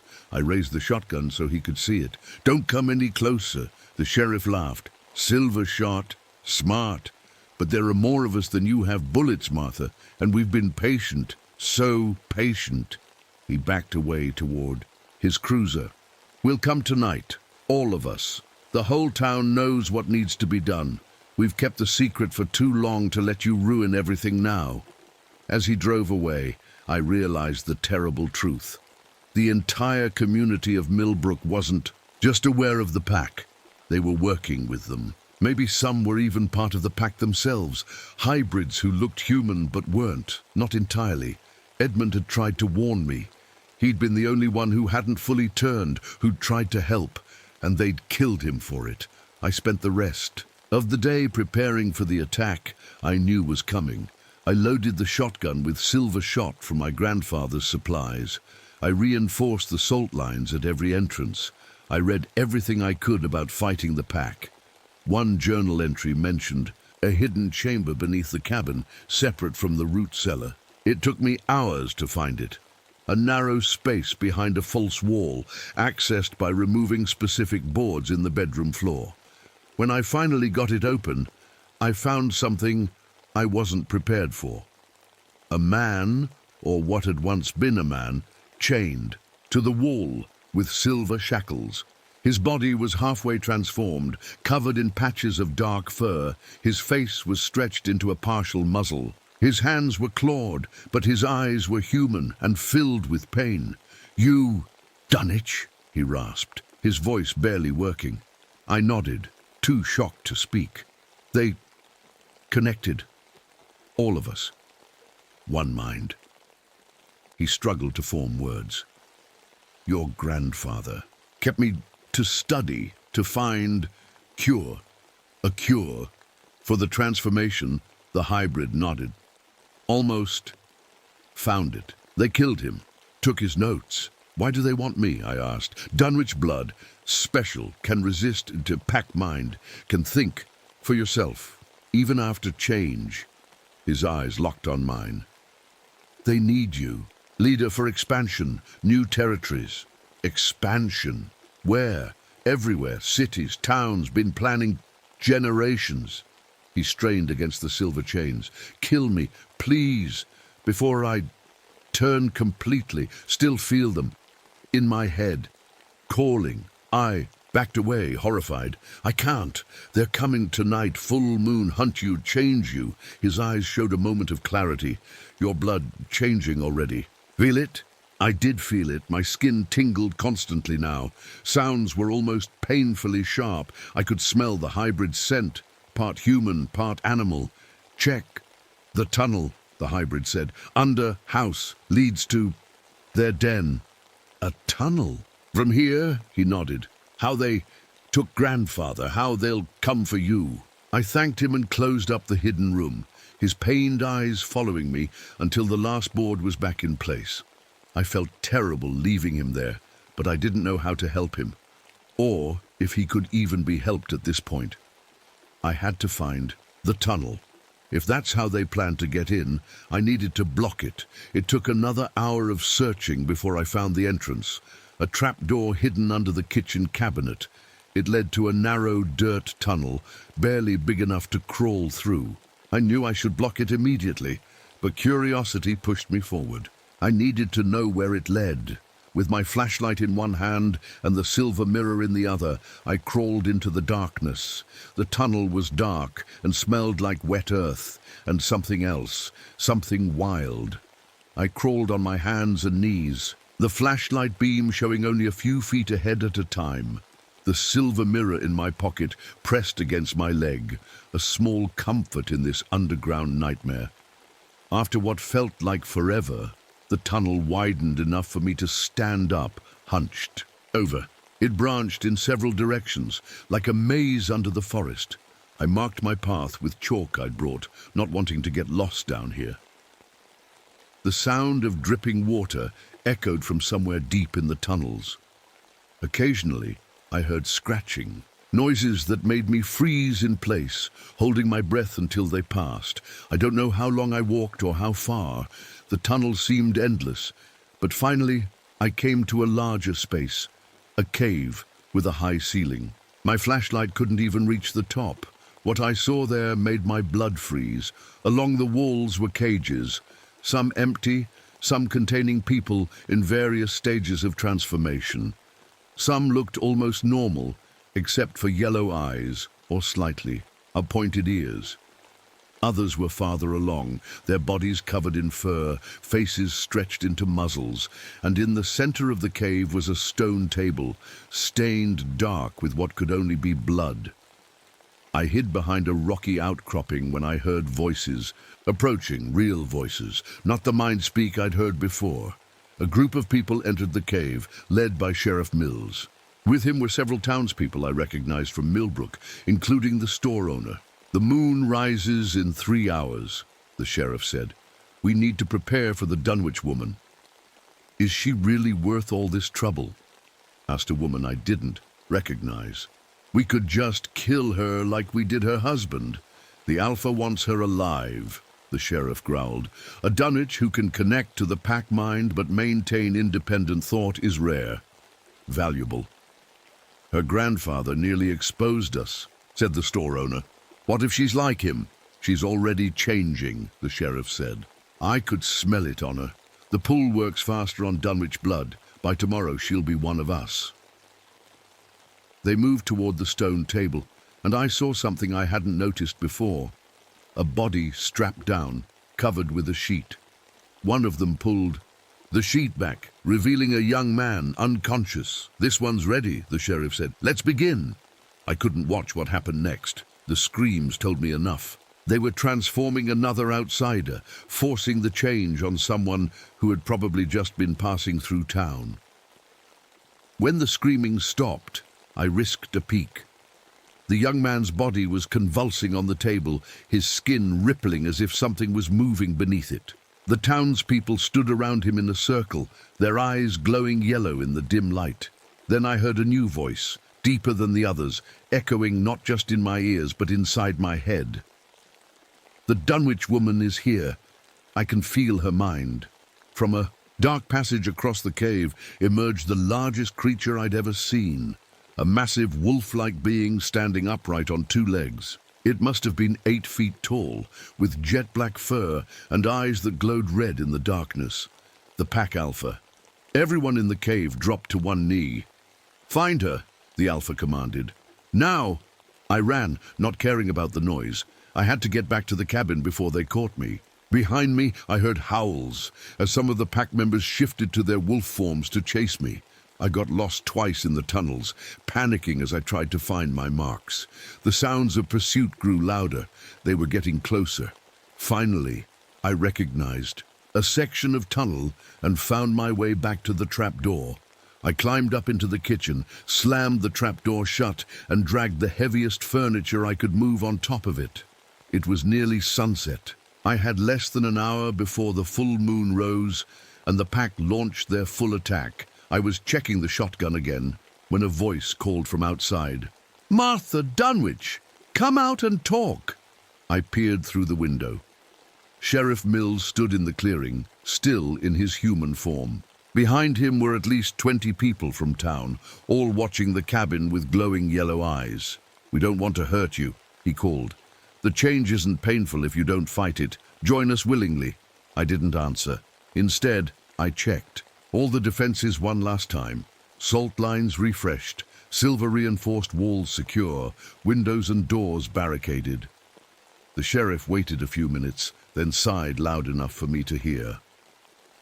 "Have it your way." As the sun dipped below the horizon, the townspeople began to change. Their bodies contorted, clothes ripping as fur sprouted across their skin. Faces stretched into muzzles, hands curled into claws. Some dropped to all fours, becoming more wolf-like. Others remained upright, bizarre mixtures of human and animal. The sheriff's transformation was the most dramatic. His uniform split at the seams as his body doubled in size. his face elongated into a wolf's snout filled with razor-sharp teeth. When the change was complete, he threw back his head and howled. The others joined in, creating that same mathematical pattern I'd heard on my first night. 1, 3, 5, 8 calls. A signal. From the woods emerged more creatures, full dogmen who had never been human, their bodies perfectly adapted for killing. And with them came the Alpha, towering over all the others. That's when the attack began in earnest. They came at the cabin from all sides, clawing at the walls, pounding on the doors, looking for any way in. I fired the shotgun through a window, hitting one of them in the shoulder. It yelped and fell back, silver shot burning in its flesh. But there were too many. For every one I drove back, 3 more took its place. And all the while, I felt them. In my head, scratching at my thoughts, trying to get in. The silver mirror helped, but their mental assault was getting stronger. Join us. Become what you were meant to be. The change has already begun. I realized with horror that they were right. My teeth felt different in my mouth, sharper. My nails had thickened and darkened. I could see perfectly in the near darkness of the cabin without any lights on. I was changing even as I fought them. A massive impact shook the cabin as something huge rammed the front door. The Alpha. The barricade wouldn't hold for long. That's when I heard a new voice in my head, different from the others, somehow familiar, even though I'd never heard it before. Martha. Attic. Now, I didn't know why, but I trusted it. I ran to the bedroom and pulled down the attic ladder. Climbing up, I found another small space with a single window facing the forest. Through that window, I could see a lone figure standing at the edge of the trees, a female dog person, smaller than the others. She was looking directly at the attic window, directly at me, and somehow I knew who she was. "Grandmother," I whispered. The figure nodded once, then pointed urgently to the far corner of the attic. I moved where she indicated and found a small metal box I hadn't noticed before. Inside was a leather pouch full of silver dust and a note in my grandfather's handwriting. "If they ever come in force, use this. The silver dust in the air will disrupt their collective mind. It might be enough to save you. I'm sorry I couldn't find a cure in time. Love, Grandpa." Below, I heard the front door finally give way. They were inside the cabin now. I had only moments to decide what to do. I could hear them downstairs, tearing through the cabin, searching for me. Heavy footsteps moved from room to room. Claws scraped against wood. They were sniffing the air, trying to catch my scent. I looked at the leather pouch of silver dust in my hand. If my grandfather was right, it might disrupt their mind connection. But how was I supposed to use it? The figure at the edge of the forest, my grandmother, was still watching. She pointed to her head, then made a spreading motion with her. Hands, of course. I needed to get into their heads, just like they were getting into mine. My hand shook as I opened the pouch. The silver dust sparkled even in the dim light. I took a deep breath and focused my mind, trying to sense the pack's collective consciousness. At first there was nothing. Then as I concentrated harder, I felt it. A humming, buzzing sensation, like a million whispers all talking at once. I had been feeling it all along without realizing what it was. The constant background noise that had only disappeared when I held Silver. Downstairs, the Alpha roared, "She's in the attic, get her!" Footsteps pounded toward the attic ladder. I didn't have much time. I clutched the silver dust and focused harder, pushing my mind toward that buzzing sensation. To my surprise, I could feel individual thoughts breaking through. The sheriff's anger, the store owner's fear, the Alpha's hunger, and behind it all a familiar presence, my grandmother somehow helping me find my way into their shared consciousness. "Now," I heard her voice in my mind. "Use it now." As the first dogman's head appeared at the attic entrance, I threw the silver dust into the air and focused every bit of my will on pushing it into their mental connection. The effect was immediate and terrifying. The creature at the ladder howled in agony and fell backward. From throughout the house and outside came similar cries of pain. The buzzing in my head turned into a shrieking cacophony, like feedback from a microphone. I'd created a feedback loop in their hive mind, amplifying the Silver's effects. Through the window, I saw the pack members outside dropping to the ground, clutching their heads. Some began to change back to human form involuntarily, the transformation reversing itself. But I hadn't expected what happened next. The feedback loop affected me too. A searing pain shot through my skull, and I collapsed. To the attic floor, images flashed through my mind, memories that weren't mine. I saw the hollow through hundreds of different eyes, across decades of time. I saw my grandmother's transformation, how she had fought it at first but eventually surrendered. I saw my grandfather's capture, his experiments on the hybrid in the hidden room, his escape with my mother when she was just a child. I saw the pack growing, spreading to nearby communities, placing hybrids in positions of power, and I saw their plans, their intention to send hybrids to cities across the country, to transform key people and gradually take over from within. The pain was unbearable. I felt like my head would split open, but somehow I managed to crawl to the attic window. My grandmother still stood at the tree line, seemingly unaffected by the silver dust. "Help me," I called to her, my voice barely a whisper. She took a step forward, hesitated, then moved quickly toward the cabin. Unlike the others, she moved with purpose, apparently able to resist the mental disruption. Minutes later, I heard her, climbing the ladder to the attic. Up close, she was even more wolf-like than I had imagined, but her eyes, those were the eyes I remembered from my earliest childhood. Kind eyes, human eyes.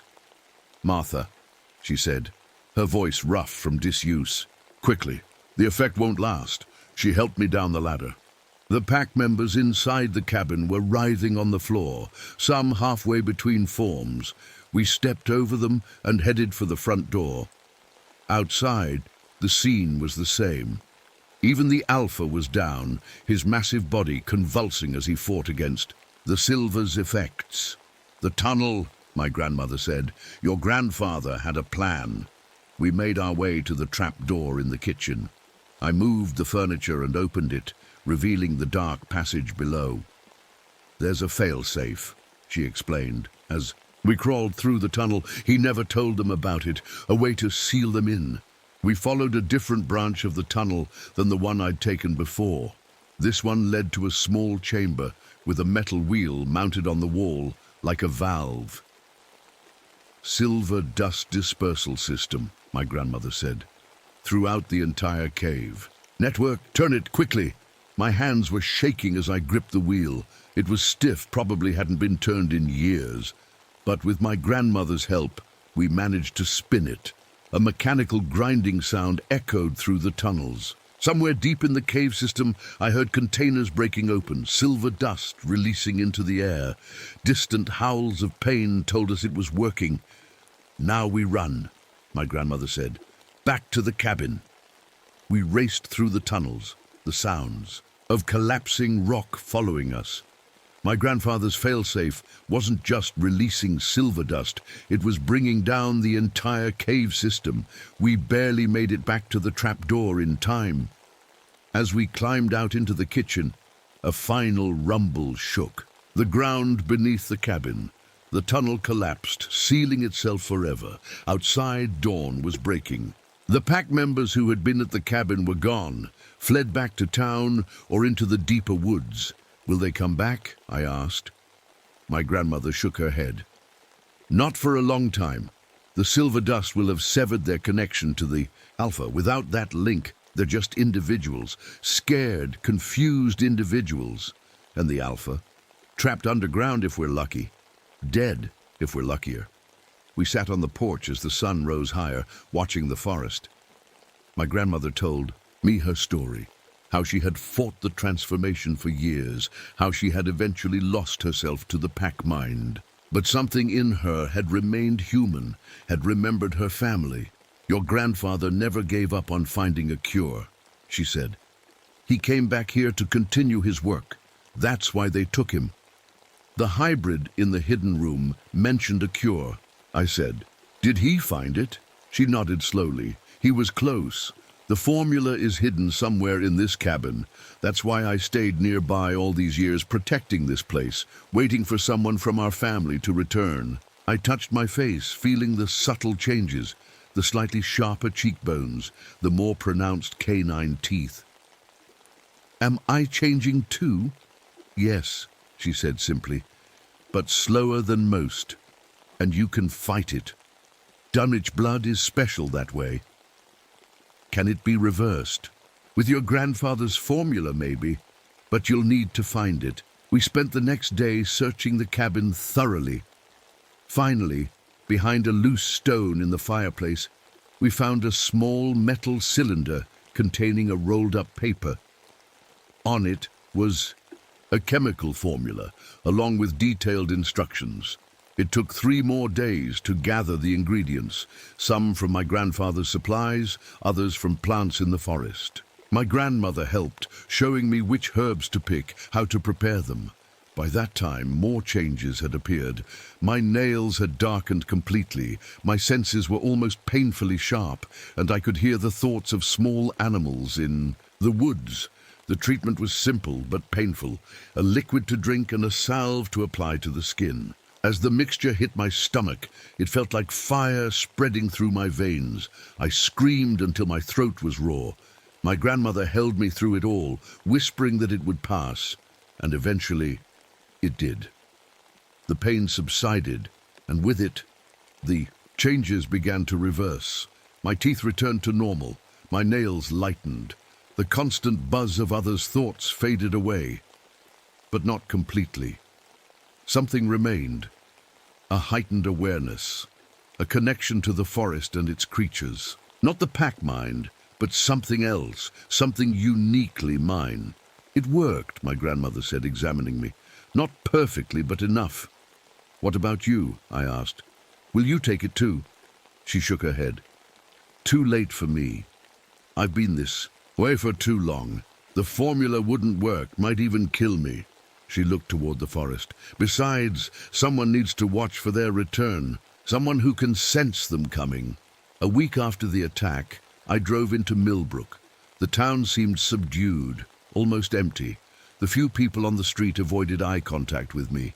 In the general store, a new owner, a young woman I hadn't seen before, regarded me warily. Just passing through, she asked as she rang up my purchases. No, I said. I live up in Hollow Creek now, the Dunwich cabin.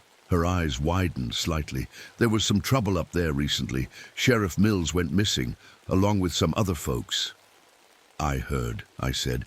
Terrible thing. She nodded, clearly uncomfortable. Well, good luck up there.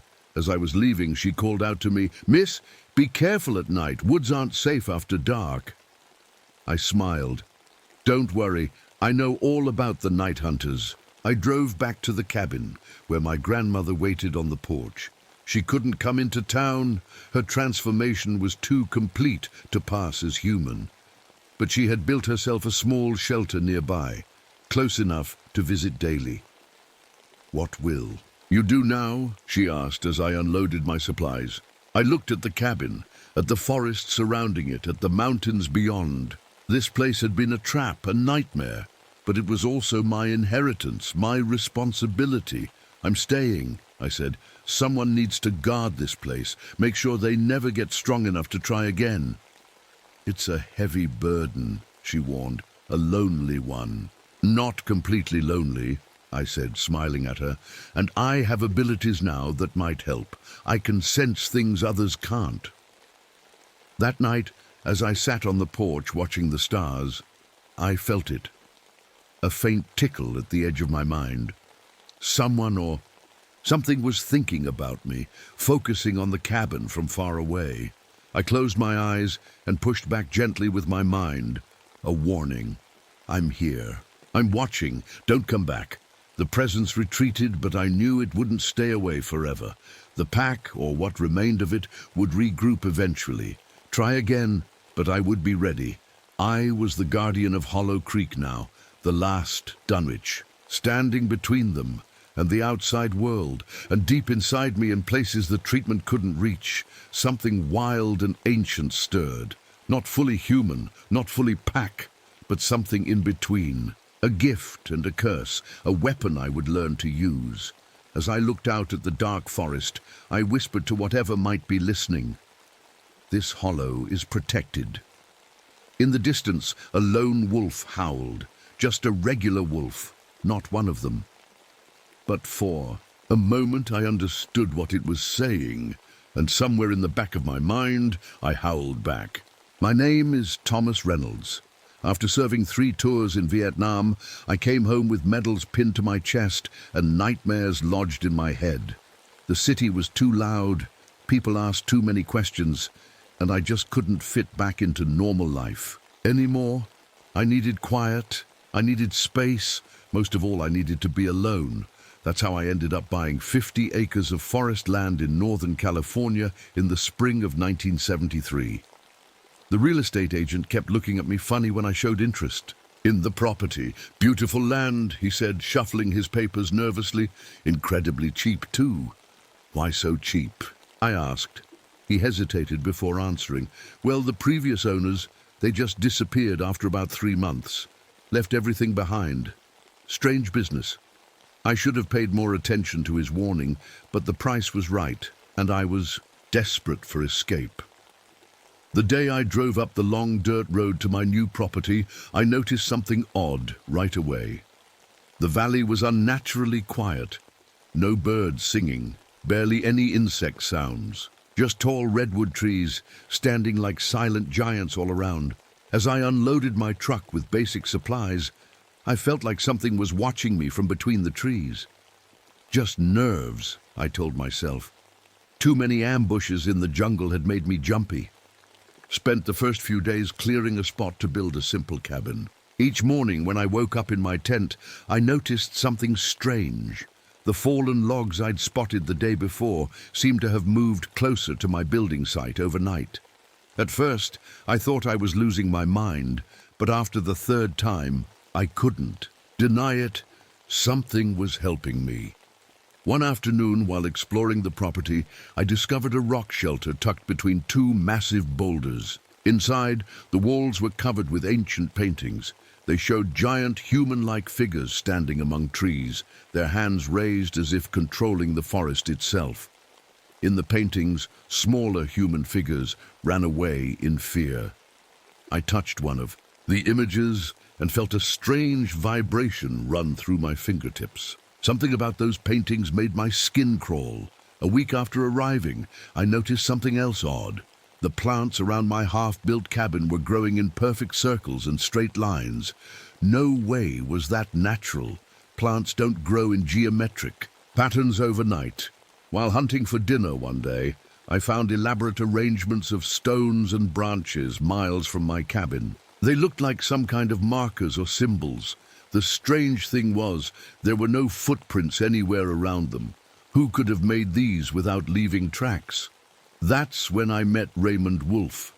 He appeared out of nowhere while I was examining one of the stone arrangements. "I wouldn't mess with those if I were you," he said, making me jump and reach for my knife. Raymond was a local hunter, weathered face and eyes that had seen too much.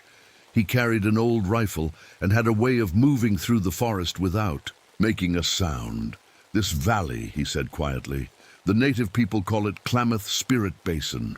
They won't come here. Say it's forbidden territory." "Why?" I asked. Raymond looked around nervously before answering. "They say the trees have eyes here, and sometimes they move." I laughed, but Raymond didn't. Something in his serious expression made my laughter die. In my throat.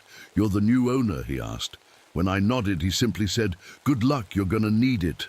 As Raymond walked away, I called after him, "What happened to the others? The people before me?"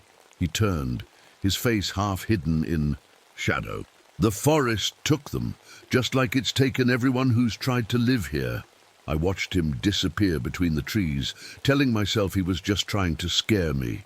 But that night, as the wind whispered through the redwoods, I couldn't help wondering what exactly he meant by "the forest took them." If only I had listened. If only I had packed up and left that very night. But I didn't, and now I'm not sure I'll ever leave this valley again. The dream started about 2 weeks after I moved into my finished cabin. Not normal dreams. These felt too real. In them I moved through the forest, but everything looked different. The trees seemed bigger, towering above me like skyscrapers, and time felt wrong somehow. In my dreams, I could watch a flower bloom from bud to full blossom in minutes, like someone had sped up time. I'd wake up sweating, my heart racing, feeling like I'd actually been outside all night. One morning, after a particularly vivid dream, I decided to hike to the nearest ridge to clear my head. The path I'd taken at least a dozen times before seemed different. Certain redwoods that I used to pass on my right were now on my left. At first, I thought I was just confused, but after backtracking twice, I knew something was wrong. The trees had moved, not by much, just enough to change the path, to make it harder to find my way to the main road. When I told Raymond about it during one of his visits, he didn't seem surprised. "The old folks around here talk about the forest elders," he said as we sat on my porch. "They say some of the oldest trees aren't really trees at all. They're ancient, beings that sleep inside the wood itself." "That's just stories," I said, trying to convince myself more than him. Raymond shrugged. "Maybe. But I've been hunting these woods for 30 years, and I've seen things that don't make sense." That night, I found a small metal box buried under some roots near my woodpile. Inside was a weather-beaten journal, its pages stained with dirt and what looked like blood. It belonged to the previous owner. Most pages were filled with normal, cabin life stuff, notes about building projects, wildlife sightings. But the entries from his final weeks were different. Day 67 saw shadows moving between trees today, walking upright, too tall to be human. Day 71. The forest is reshaping itself. The path to my truck gets longer every day. Day 85. They're watching me. Not just the shadows now. The trees themselves turn to follow me. The last entry simply said, "They're coming tonight. God help me." After reading the journal, I couldn't sleep. Every creak of my cabin, every whisper of wind sounded like footsteps coming closer. A heavy rainstorm hit the next day. When it finally stopped, I walked around my cabin and froze. There, in the soft mud, was a line of footprints. But these weren't human tracks. They were massive, easily 20 inches long, with strange root-like patterns pressed into the mud within each print. Whatever had made those tracks had walked in a complete circle around my cabin during the storm. I started noticing other changes too. Small roots were pushing up through my cabin floor, even though I'd built it far from any trees. Each morning there would be more, like fingers reaching up from below.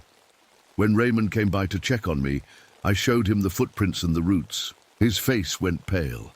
"I've seen these patterns before," he said, tracing the root-like impressions in the footprints. "There's a reason the natives won't come here." He promised to come back in 2 days with more information. He never did. After a week with no sign of him, I went looking. All I found was his rifle, tangled in a mass of rapidly growing roots, as if the forest had reached out and grabbed it. I began keeping detailed notes about the plants around my cabin. When I wasn't watching, they grew at impossible speeds. Vines that extended inches in a single hour, ferns that unfurled overnight. And then came the night of the full moon. I was awake, too scared to sleep, when I saw them through my window. Moving between the trees were massive figures, at least 9 feet tall, covered in dark hair. They moved with a strange grace for their size, stopping occasionally to place their hands on the trunks of trees. As they touched the trees, I could hear a deep, humming sound, so low it made my chest vibrate. The figures seemed to be talking to the forest itself. I stayed frozen by my window until dawn, afraid to move, afraid to breathe. When morning came, the figures were gone, but I knew what I'd seen. Sasquatch, not just one, but an entire group of them. And somehow they were connected to the strange things happening in this valley. I was no longer alone in the forest, and I was becoming increasingly certain that I was not welcome here. I woke up the morning after seeing the Sasquatch figures to find my cabin completely surrounded. Not by the creatures themselves, but by plants that hadn't been there the day before. Thick patches of poison oak formed a perfect circle around my home. Between them grew mushrooms with bright red caps that I'd never seen in any guidebook. The kind that scream, "Don't touch me," just by looking at them. This can't be happening, I whispered to myself, but the evidence was right in front of my eyes. I decided I'd had enough. Time to leave this valley, at least for a few days, to clear my head and maybe ask around town about Raymond's disappearance. I grabbed my backpack, tossed in some supplies, and headed for my truck. What I saw when I reached the dirt road nearly brought me to my knees. The path that had been clear enough to drive on just days ago was now completely overgrown. Not with small plants or weeds, but with thick vegetation that looked like it had been growing for decades. Young trees stood where my tire tracks used to be, vines as thick as my arm wrapped around everything. There was no way my truck could get through this. It would take a bulldozer to clear a path now. "This is impossible," I said out loud. "Plants can't grow this fast." But in this valley, apparently they could. Back at the cabin, I tried my radio, hoping to reach someone in the outside world. Instead of normal stations, all I got was strange rhythmic patterns of static and sound. The patterns seemed familiar somehow. It took me a while to realize they matched the symbols I'd seen in the rock shelter paintings. I was trapped. The forest had cut me off completely. Over the next few days, I started mapping the valley, marking trails and landmarks on paper. Each night I'd go to sleep, and each morning I'd wake to find my map no longer matched reality. Distances between markers changed overnight. Trails I'd clearly marked would suddenly end at solid walls of vegetation or turn in completely different directions. The landscape was changing, reshaping itself day by day. One afternoon, while following a deer trail, I discovered an opening in the rocks that led to a cave system. My military flashlight revealed ancient human remains inside, carefully arranged in sitting positions, surrounded by plant specimens that looked impossibly well preserved. Some of the plants were species I'd never seen before, with strange geometric patterns in their leaves and unusual colors in their stems. They should have decayed centuries ago, but they looked as fresh as if they'd been picked yesterday. That night, a massive thunderstorm rolled through the valley. Lightning flashed constantly, showing glimpses of the trees around my cabin. To my horror, I saw them moving, not just swaying in the wind, but actually changing position, their branches reaching toward my cabin like hands. By morning, they had formed a protective canopy over my roof, but they'd also blocked every path away from the cabin. I was caged in. As the storm cleared, a single lightning strike hit nearby, illuminating a trail I'd never noticed before. It seemed to glow briefly, as if the lightning had activated something in the soil itself. Following that trail led me to the largest redwood I'd ever seen. Its trunk was wide enough that 20 people holding hands couldn't circle it. And at the base, there was an opening, a perfect doorway shape in the massive trunk. Something pulled me forward. I had to see inside. The hollow space within the tree was bigger than seemed possible, as if the inside didn't match the outside. Roots lined the walls like veins. And there, sitting in the center with his back against the inner wall, was Raymond. Only, it wasn't entirely Raymond anymore. Parts of his skin had turned bark-like, rough and brown. Small roots grew from his arms into the floor of the tree hollow. His eyes, when he opened them, had a greenish tint. "Thomas," he said, his voice deeper than I remembered. "You found it, the heart tree." "Raymond, what happened to you?" I asked, my voice shaking. He smiled, and I saw small mushrooms growing at the corners of his mouth. "I'm becoming part of it now, part of the forest mind." "The what?" Raymond gestured around us. "Everything in this valley is connected. Every plant, every tree, every root in the soil, they're all part of one ancient consciousness. The Sasquatch are its guardians, its hands and feet in the world. "This is crazy," I said, backing toward the door. "No, Thomas, it's beautiful." He reached out and grabbed my wrist. His touch was cool, like wood rather than flesh. "The forest chose me, just like it's choosing you. Your cabin. Do you know why the land was so cheap? It's built directly on their sacred ceremonial grounds." I pulled my hand away. "Whose grounds?" "The ancestors. The first Sasquatch who became one with the forest thousands of years ago."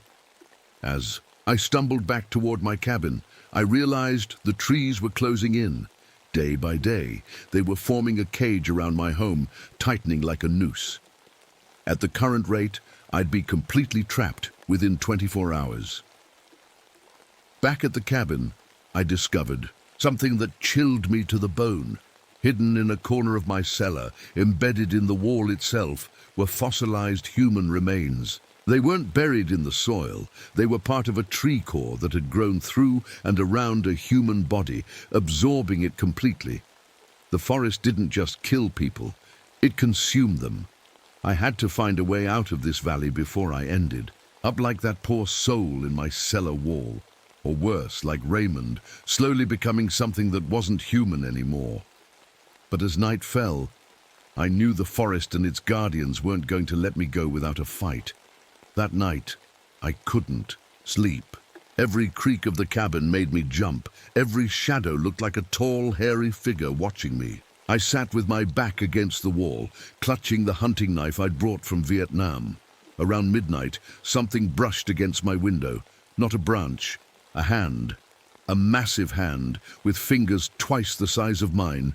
I froze as a face peered in. It was covered in dark hair, with deep-set eyes that glowed slightly in the darkness. The Sasquatch stared at me for what felt like forever, then pressed its palm flat against the glass. The window didn't break. Instead, tiny roots spread from the creature's hand across the glass, forming a pattern like a spiderweb. Suddenly, a voice filled my head, though the creature's mouth never moved. "Come outside, Thomas Reynolds. We need to talk." I don't know what made me obey. Fear, curiosity, or maybe something the forest was doing to my mind. But I found myself opening the door and stepping onto my porch. 3 Sasquatch stood in the clearing. The tallest, at least 9 feet high, stepped forward. Around its neck hung a collection of stones, roots, and what looked like human teeth. "You are on sacred ground," the voice said in my head. The Sasquatch's hand reached out and touched a small plant. Instantly, the plant grew, twisting and spreading until it formed a chair-like shape. "Sit. Listen." I sat. What else could I do? The Sasquatch leader showed me things I still can't fully explain.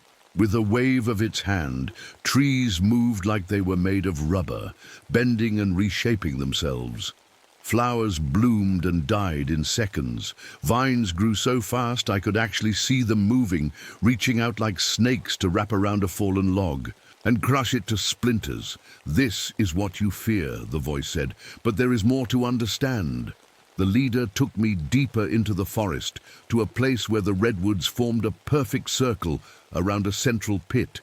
Inside the pit, I saw human bones mixed with what looked like Sasquatch remains. Bigger, thicker bones than any human would have. "Your cabin sits on this place, the resting place of our ancestors."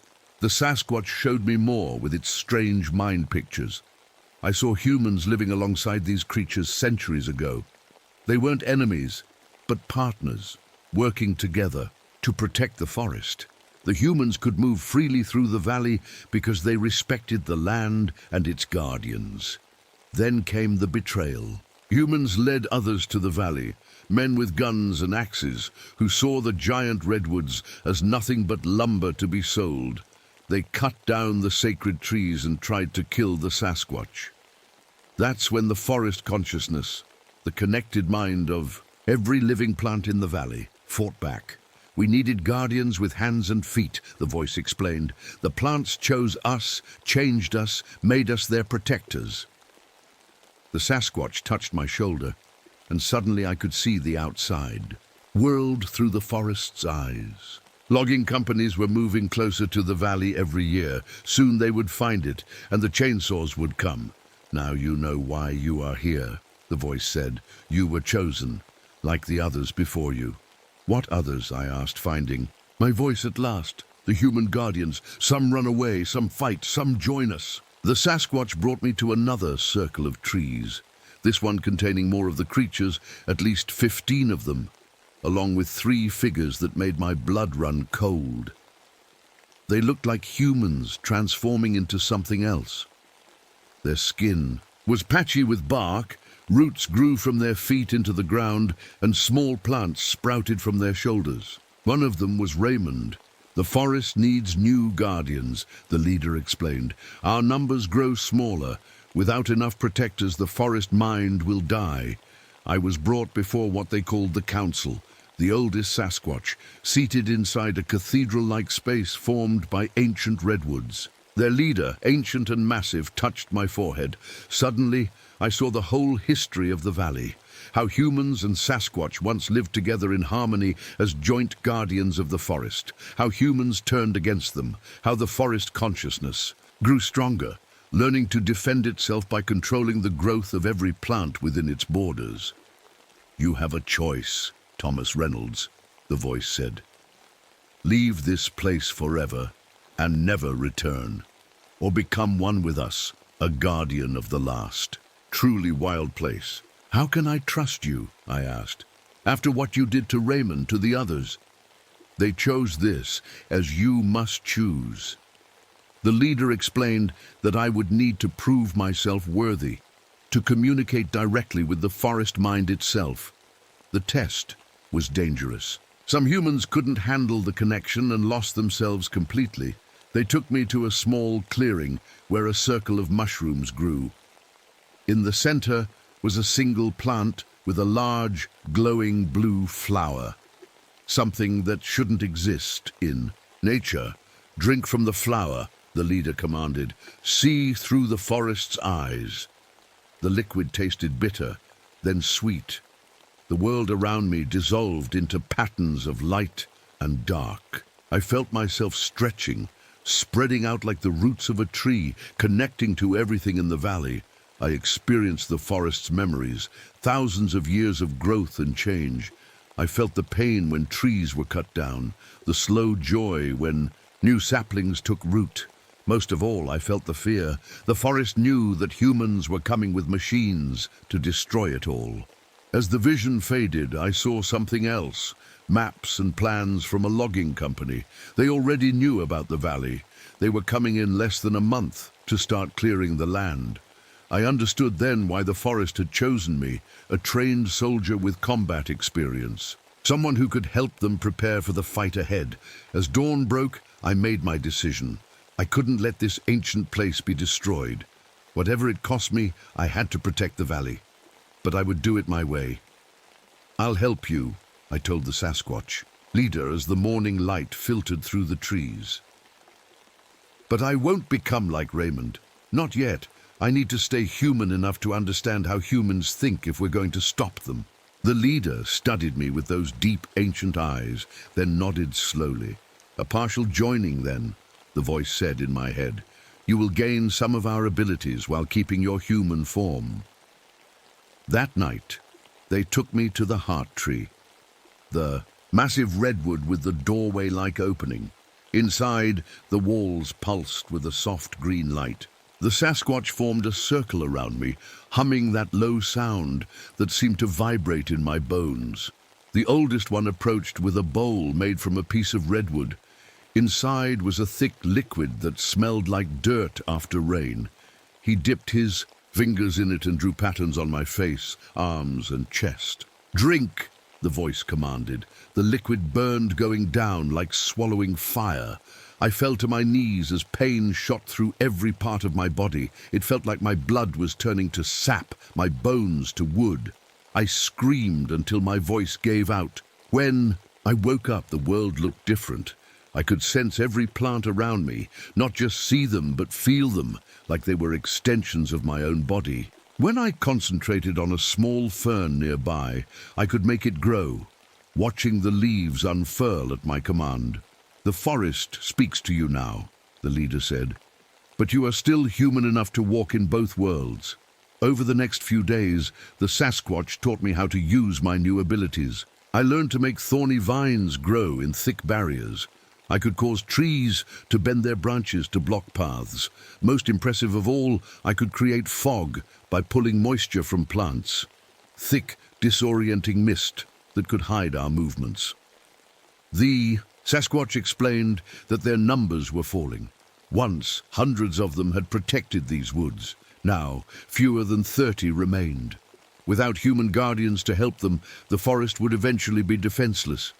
Using my military training and my new powers, I created a defense plan. We built a series of natural barriers at the valley entrance, places where we could trigger landslides, walls of poisonous plants that could appear overnight, and paths that led in circles. 1 week later, they came. 2 trucks and a bulldozer rumbled up the old dirt road at dawn. Men with chainsaws and surveying equipment climbed out, laughing and talking about how much money the ancient redwoods would bring. Hidden in the trees, I watched them. I recognized the look in their eyes, the same look I'd seen in soldiers who thought they were entering an undefended village. They had no idea what was waiting for them. I gave the signal, a low whistle that carried through the trees. Immediately, the forest responded. The path ahead of the bulldozer collapsed into a sinkhole as roots pulled away from the soil. Thick fog rolled in from nowhere, reducing visibility to a few feet. The men shouted in confusion as vines suddenly grew around their equipment, tangling in the engines. Thorny plants sprouted between their feet, making every step painful. I stepped out of the trees then, letting them see me. After weeks in the valley, I had changed. My skin had patches of bark-like texture. Small roots occasionally broke through the soil when I stood in one place too long. But I still looked human enough. A twisted, wild version of human. "This forest is protected," I said, my voice deeper and rougher than before. "Turn back now." Their leader stepped forward, a man in an expensive jacket with cold eyes. He wasn't scared like the others. He was angry. "Reynolds," he said, recognizing me from somewhere. "They said you bought this land. What the hell happened?" "To you?" He pulled out paperwork. "We have permits to log this entire area. The sale to you wasn't even legal. This land belongs to the timber company now." "No," I said simply. "It belongs to them." I gestured to the trees around us. The man laughed, then froze as tall, hairy figures emerged from the fog behind me. The workers backed away, some dropping their equipment to run. "I knew it," the company leader whispered. "The legends were true. Do you know what specimens like these would be worth to science, to collectors?" That's when I understood. He hadn't come just for the trees. He'd heard the stories. He wanted to capture the Sasquatch. "Last chance," I warned. "Leave now." Instead, he pulled out a gun. What happened next still haunts me. I reached out with my mind to every plant in the clearing. I felt the forest consciousness surge through me like electricity. The ground erupted as roots shot up, wrapping around the men's legs. Trees bent and swayed, their branches grabbing equipment and tossing it aside like toys. The leader fired his gun, the bullet grazing my shoulder. Blood, mixed with something green and thick, dripped down my arm. I let the forest take full control then. My consciousness spread out through every root, every leaf, every trunk. I was everywhere at once, feeling the pulse of the entire valley. Together, we drove the invaders back, herding them to their vehicles with walls of thorns and falling branches. As they fled, the leader looked back at me with hatred and fear. "This isn't over, Reynolds." But for now, at least, we had won. Months passed. I continued to change, the transformation slowly progressing. Bark now covered most of my left arm. Small flowers sometimes bloomed from my shoulders when I was calm. I could make plants grow with just a thought. The logging company never returned. Perhaps my former appearance in town, with my obviously altered features, had scared them enough. Or maybe the forest had other ways of protecting itself that even I didn't understand. 5 years later, a young hiker accidentally found his way into the valley.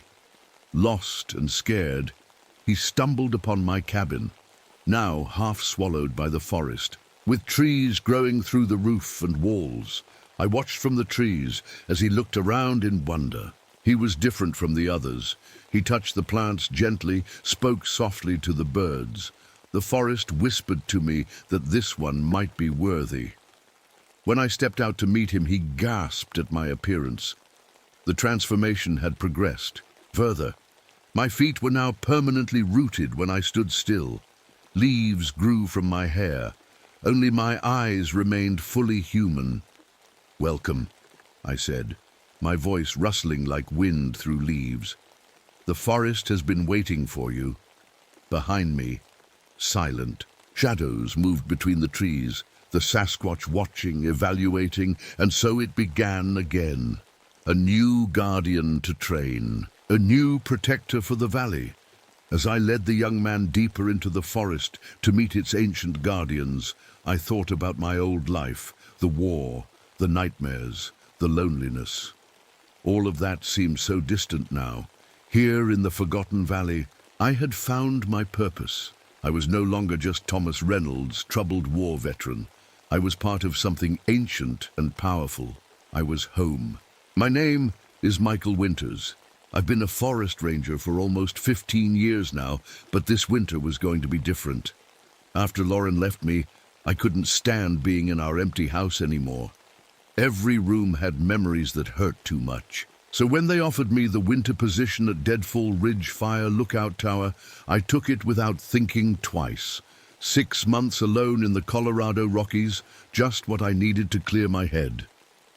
The drive up was beautiful but scary. The roads got narrower as I climbed higher, and the snow was already piling up even though it was only early November.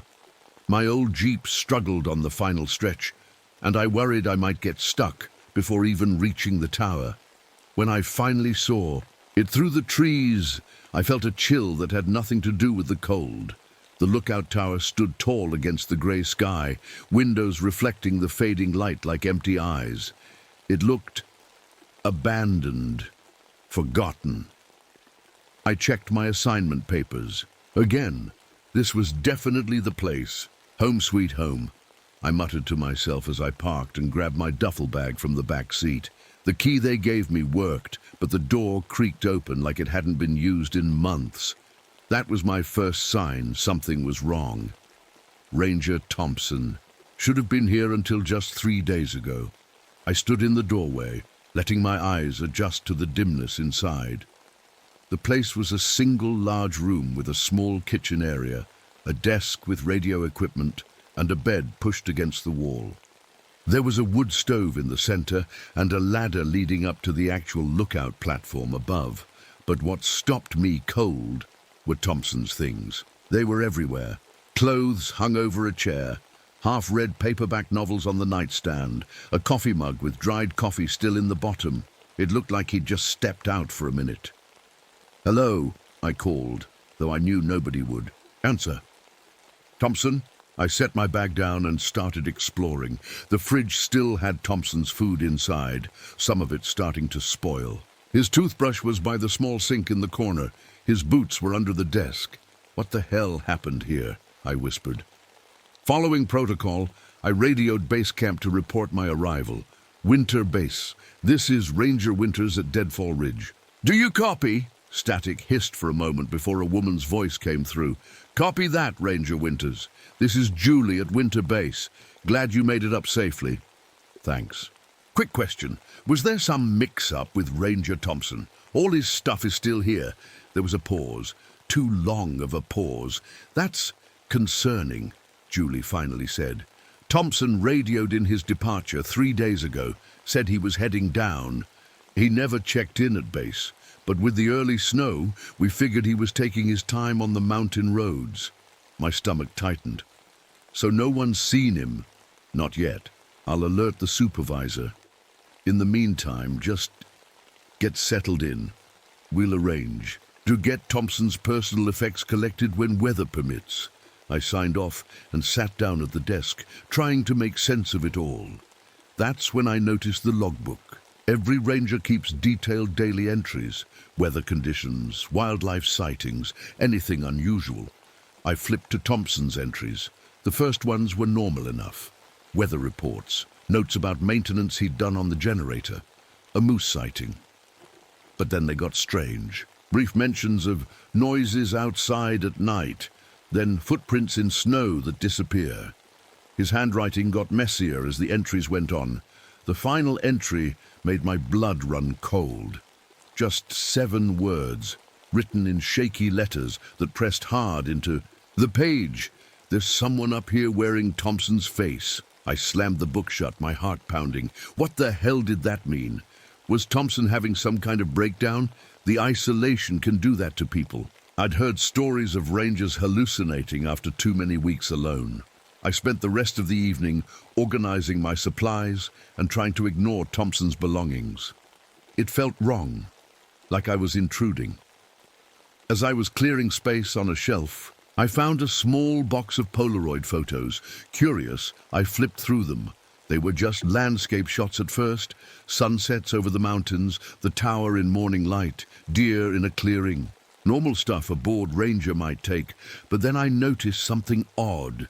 In several of the photos, barely visible among distant trees, was the same figure. A person standing perfectly still, watching the tower. I held the photos closer to the lamp. In one particularly clear shot, the figure seemed to be wearing the same jacket Thompson had, hanging by the door. That night, I did my first radio check with base at 8:45 p.m., as scheduled. Julie's voice came through clear at first, as we went through. The standard communications test. All systems normal, I reported. Mountain weather conditions stable. No issues to report. Copy that, Ranger Winters. We'll check in again, Tom, at exactly 8:47 p.m. Her voice distorted. The normal static of the radio transformed into what sounded like whispering, dozens of overlapping voices, too quiet to make out words. I adjusted the dials, thinking it was interference, but nothing helped. Winter Base, you're breaking up, I said. Repeat your last transmission. The whispers continued for exactly 30 seconds, then stopped. The radio went completely dead. At 8:48, Julie's voice returned, crystal clear. Hear me? Ranger Winters, do you copy? I copy now, I said, my mouth dry. Had some interference. Must be the weather. Signal looks fine on our end. After signing off, I found myself drawn back to Thompson's journal, separate from the official logbook. I hadn't noticed it earlier, tucked under his mattress. Most entries were personal thoughts, complaints about the food, notes about books he was reading. Then they turned dark. Day 47. Dave finally arrived today. Good to have company, though. Base never mentioned sending an assistant ranger. I frowned. There was no record of an assistant ranger assigned to this post. More entries followed, increasingly disturbed. Day 52. Asked Dave about his family today. He talked for an hour, but never actually said anything specific. Day 53, called base about Dave. They have no record of any assistant ranger assigned here. When I turned to tell Dave, he was gone. Day 55, Dave knows things about the tower he couldn't possibly know, mentioned the loose floorboard in the northwest corner that I only discovered yesterday. The entries continued, describing how Dave would disappear for days, then return as if he'd never left. How he knew intimate details about Thompson's life without being told. How Thompson began to suspect Dave wasn't really a person at all. The final entry read, "He's not Dave, he's not anyone, and he's watching me write this right now, wearing that same damn smile." I closed the journal, hands shaking. Outside, the wind howled as a snowstorm gathered strength. I was completely alone. On this mountain, or at least I was supposed to be. I didn't sleep much that first night. The wind rattled the windows of the tower and every creak made me jump. I kept thinking about Thompson's journal and those photos.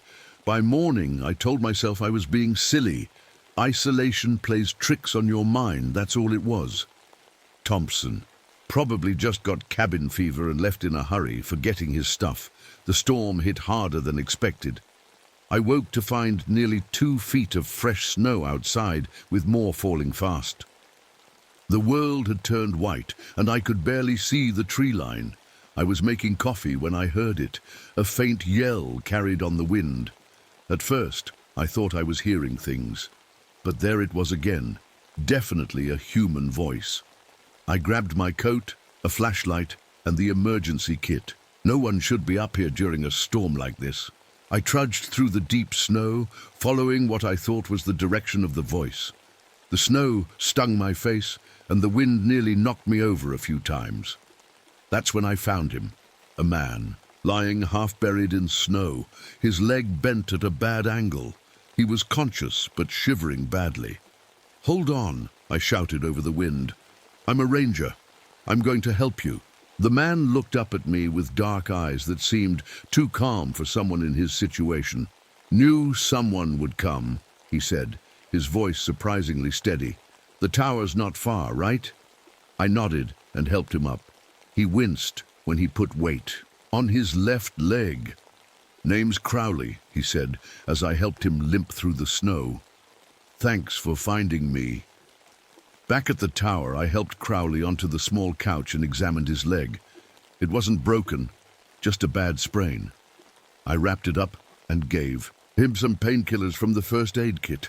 "What were you doing out in this storm?" I asked, handing him a cup of hot coffee.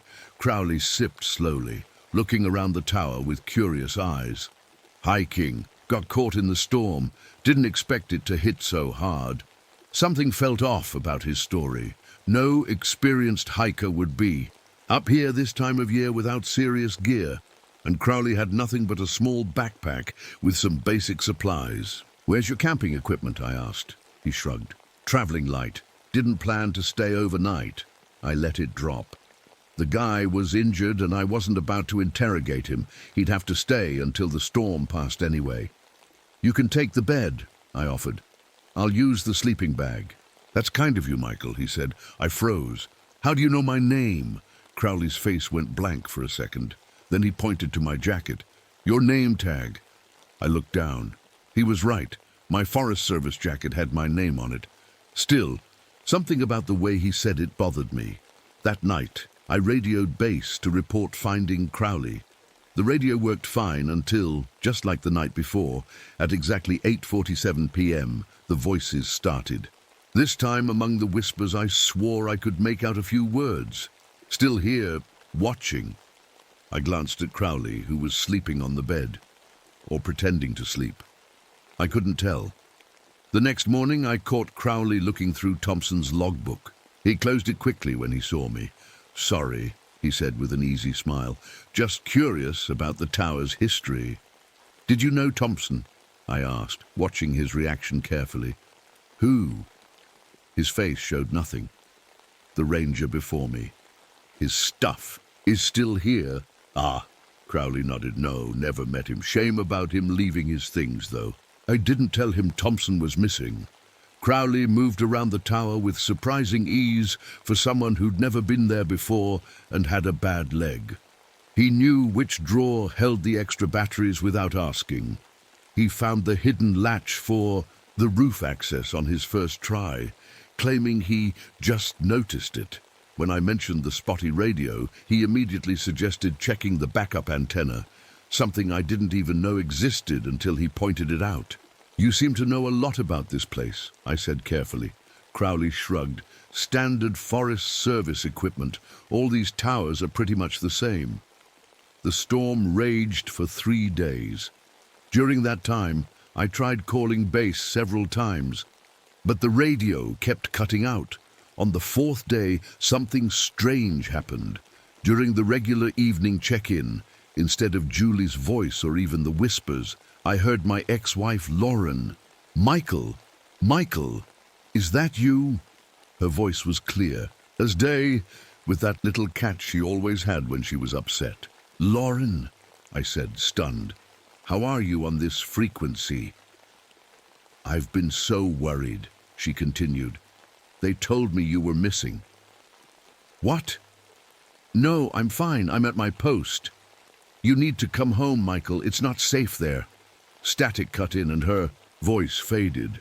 I frantically adjusted the dials, but she was gone. In her place came the whispers again, louder this time. Crowley stood in the doorway, watching me with an odd expression.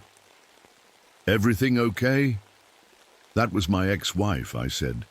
"But there's no way she could know this frequency." Crowley said nothing, just stared at me with those dark, unblinking eyes. That night I was awakened by strange sounds. Crowley was in the middle of the room, his back to me, swaying slightly and mumbling. I sat up quietly, straining to hear. Wasn't speaking English. The sounds were guttural, almost like growls mixed with clicks. When I turned on my flashlight, he spun around, eyes wide and reflecting the light like an animal's. "Crowley?"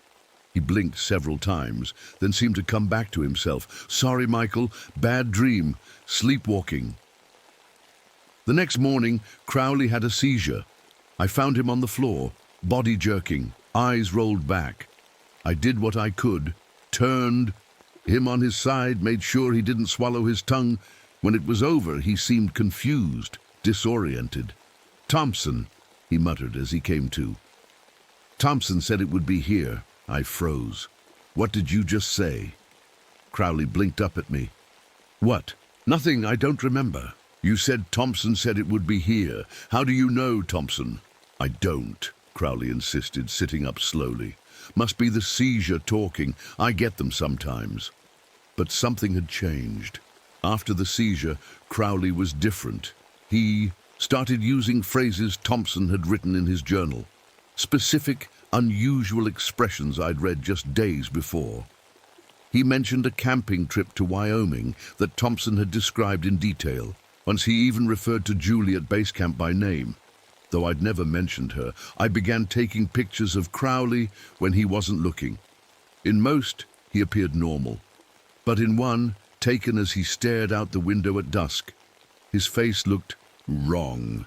His features seemed slightly off-center, like a mask that didn't quite fit, and his eyes reflected my camera flash like a deer caught in headlights. One night, I pretended to sleep while watching Crowley. He stood in front of the small bathroom mirror, whispering to his reflection in that strange language. Then he reached up and seemed to tug at the skin around his jawline, as if adjusting something. The next day, while Crowley was napping, I found a hidden shortwave radio under his mattress. When I turned it on, I heard my own voice from a conversation I'd had with Julie 3 days earlier. Someone had been recording me. In Crowley's small backpack, I found a folded topographical map of the area with strange markings. Certain spots were circled in red ink with notes that read, "Skinning Site A, Skinning Site B," and so on. Lines connected these spots, making what looked like migration patterns across the mountain range. I was studying this when Crowley appeared behind me. I didn't hear him approach. "What are you doing with my things, Michael?" he asked softly. I turned to face him, map in hand. "What is this? What are these skinning sites?" His face didn't change, but something in his eyes shifted. They seemed darker, deeper somehow. "Just hunting spots," he said, taking the map from my hands. "For deer. Hunting is illegal in this forest preserve," I said. Crowley smiled. It didn't reach his eyes. "Of course, my mistake." That night the storm grew worse. The wind howled like a living thing in pain, and the snow piled so high it covered half the windows. The radio went completely dead. I checked the snowmobile I'd arrived in. Someone had removed the spark plugs and key. We were completely isolated, and I was trapped with something that wasn't Crowley, maybe had never been Crowley, I was running out of time to figure out what was going on before the storm passed, because something told me that once the weather cleared, Crowley wouldn't need me anymore, and I'd end up just like Thompson. That night, I couldn't sleep. I lay in my sleeping bag, listening to Crowley's steady breathing from the bed across the room. Outside, the storm raged, shaking the tower so hard I worried it might come down. We were trapped here. No radio, no transportation, no way to call for help. I waited until Crowley's breathing deepened into what seemed like sleep before I moved. Quietly, I pulled out my flashlight and Thompson's journal, which I'd hidden under the floorboards. I needed to understand what happened to him, what might happen to me. The later entries were frantic, the handwriting barely legible. Thompson wrote about seeing Dave, the assistant who didn't exist, watching him from the tree line at night, about finding his own personal items moved or missing, about waking up with scratches on his arms that he didn't remember getting. One entry caught my eye. Found something under the storage room. There's a way down. I think that's where he goes when he disappears. I looked over at Crowley's sleeping form. The storage room was a small attached shed on the north side of the tower where we kept tools and extra supplies. I'd only been in there once to get a snow shovel. I had to look. Now, while Crowley was asleep, moving like a ghost, I pulled on my boots and jacket. The floor creaked once and I froze. Crowley didn't stir. I grabbed my hunting knife, not much protection, but better than nothing, and slipped out the door. Into the main room. The storage room was freezing cold and pitch black. I closed the door behind me and turned on my flashlight, sweeping it around. Tools hung on the walls. Shelves held canned food and emergency supplies. Everything looked normal. What had Thompson found? I examined the floor. It was wooden planks, like the rest of the tower. Nothing unusual. I tapped with my boot, listening for hollow spots. Nothing. Then I noticed something. A patch of floor where the dust pattern was different, as if this section had been moved recently. I knelt down and ran my fingers along the edges.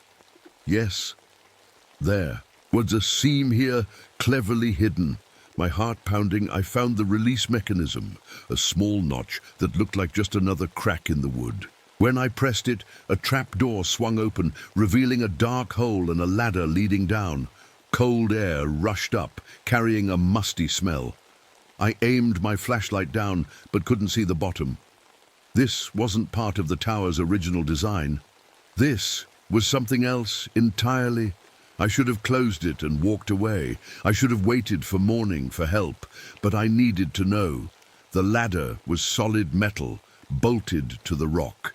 It led down about 15 feet into what looked like a tunnel, carved through the mountain. Someone had taken great care to hide this. At the bottom, I found myself in a narrow passage that sloped gently downward. The walls were rough stone, but the floor had been leveled. There were electric lights spaced along the ceiling, old bulbs, that gave off a weak yellow glow when I found and flipped the switch. Who built this? And why? I followed the passage, one hand on my knife. It twisted and turned, going deeper into the mountain. The air grew colder, damper. I heard water dripping somewhere ahead, after what felt like forever but was probably only 10 minutes. The tunnel opened into a natural cave.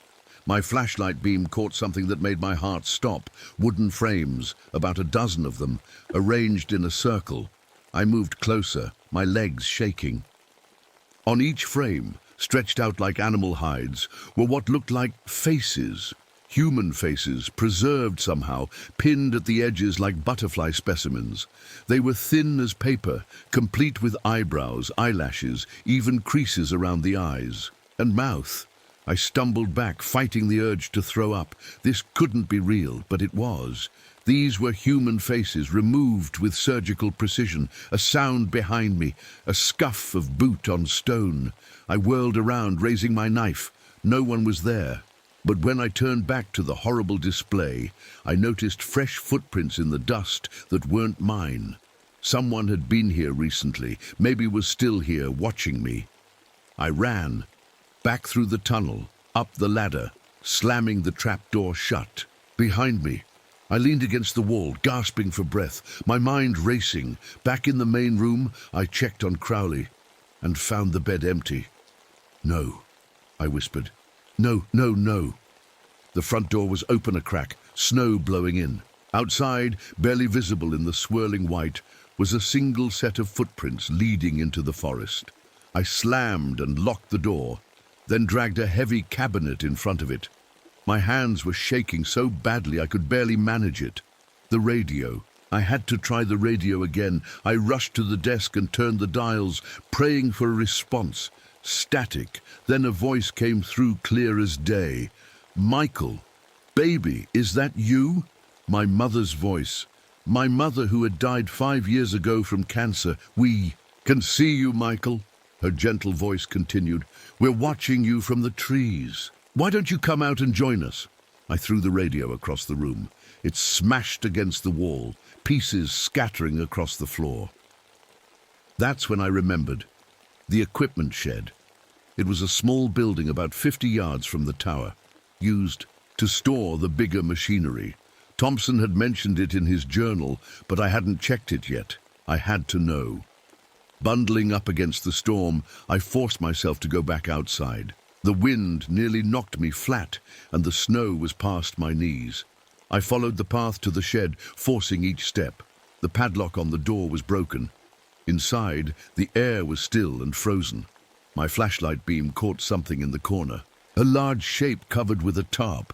I knew what I'd find, but I had to see. Under the tarp was Thompson, what was left of him. His body was frozen, curled up as if he'd been trying to keep warm when he died.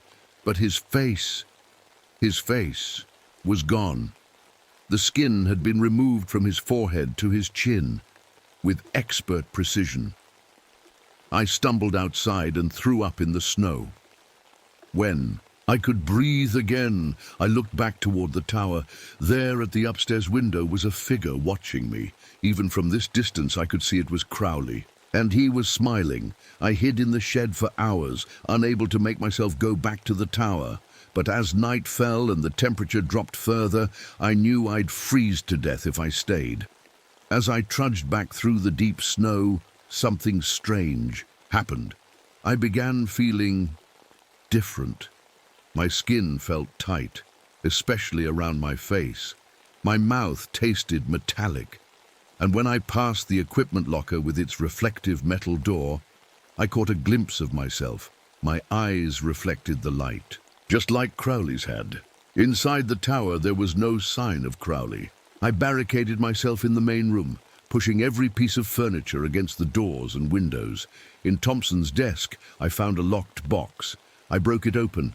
Inside was a revolver and a box of strange bullets.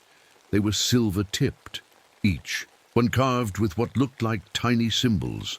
A note with them read, "Navajo blessing performed. Will slow it down." I loaded the gun with shaking fingers, then sat with my back to the wall, facing the door. That night, I heard scratching sounds on the roof, tapping at the windows, whispers that seemed to come from inside the walls. I didn't sleep. I couldn't.